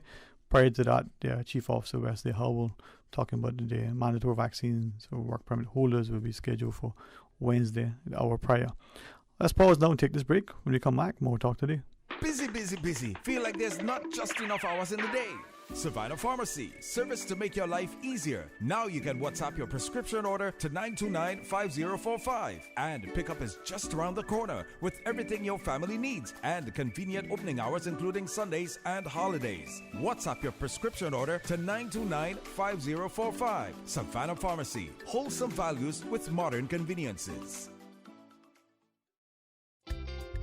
For medical lab services in Cayman, go straight to MedLab. For a full range of medical services, pleasant, clean and comfortable environment, no long lines and affordable fees, visit MedLab at the Smith Road Plaza. Open Monday to Friday, 8:30 a.m. to 5 p.m. and half day on Saturdays. Call 949-7331 to make your appointments. For medical lab services in Cayman, MedLab. Ask our professional team about the benefits of cutting-edge technology with MedLab's new state-of-the-art digital mammogram machine.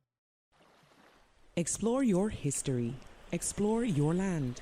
Explore your sister islands. The ultimate staycation experience. Your culture, your freedom. The land that time forgot isn't gone. It's your sister islands. Discover all that our sister islands have to offer.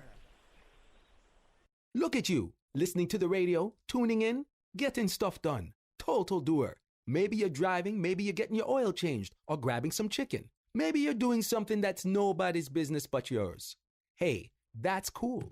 We're all doing something. Now you can join a whole new community of doers doing more on findyellow.com. With custom search, local experts, and trusted reviews, whatever you're doing, get it done on findyellow.com. Know the risks of underage drinking and be prepared to have a conversation about them. Establishing yourself as a trustworthy source of information on alcohol will make your child more inclined to ask questions and look to you for support and guidance. For tips, log on to www.ndc.ky. This message was brought to you by the National Drug Council and Radio Cayman. Talk today. But I do have some questions. Talk today. Cayman Islands' foremost listeners participation program. Talk today. Because there are more questions than answers. What the public is saying. Waiting to take your calls right now. Sterling Dwayne Ebanks. Hey, good afternoon and welcome back, and thank you so much for joining us as we look quickly through our WhatsApps. We invite you to share your thought. If you want to send us a voice note at any point, or you want to just WhatsApp through 925-3261. But toll free with the kind compliments of Flow, 1-800-534-8255. 949-8037 also gets you into the studio to share your thoughts with us. The last caller, I think, was, for me, very encouraging. She heard something and decided to say something positive to offer up, in her mind, what was deserving compliments. We can look at things sometimes and find little bits and pieces that may not necessarily accord with exactly the way we would have liked or done or said. But hey, let's take this next caller. Welcome, good afternoon. Thanks for calling. Yes, good afternoon. Afternoon, sir. How are you today? I'm fine, thanks. Welcome.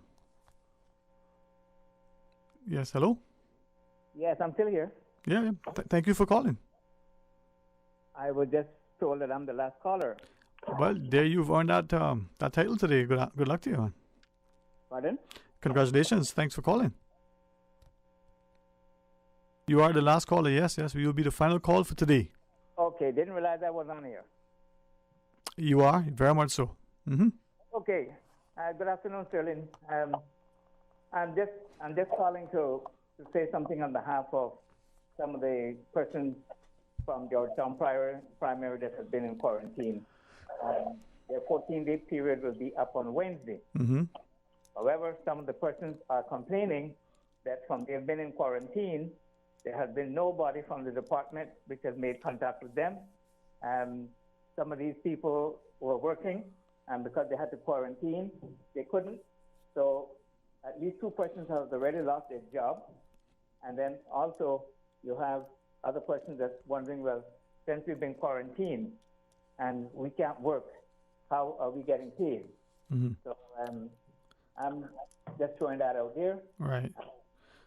And so they've been fired because they've been put in quarantine by the government? Correct. Maybe that's an instance for them to speak to the requisite government agency to see whether that amounts to unfair dismissal. I'm not going to weigh in, but maybe something will be there to help them to address the situation properly. This is exactly what I said to them. Mm. I said, I will call in and sound the alarm to the talk show. And then there's something that they would need to do themselves. Mm-hmm. Mm-hmm. Well, these are concerns that, as you know, people have relative to, when these things were to transpire, what will be the consequence, and will they be, if they're treated unfairly in some way, will they be properly, afforded an opportunity to redress? Right, or compensated. Well, there you go. Mm-hmm. All right. Anything else you want to share with us? Thank you so much, buddy. All right, man. Thank you too, and have a wonderful, safe, and productive week. Okay, you likewise. Yes, amen. Blessings.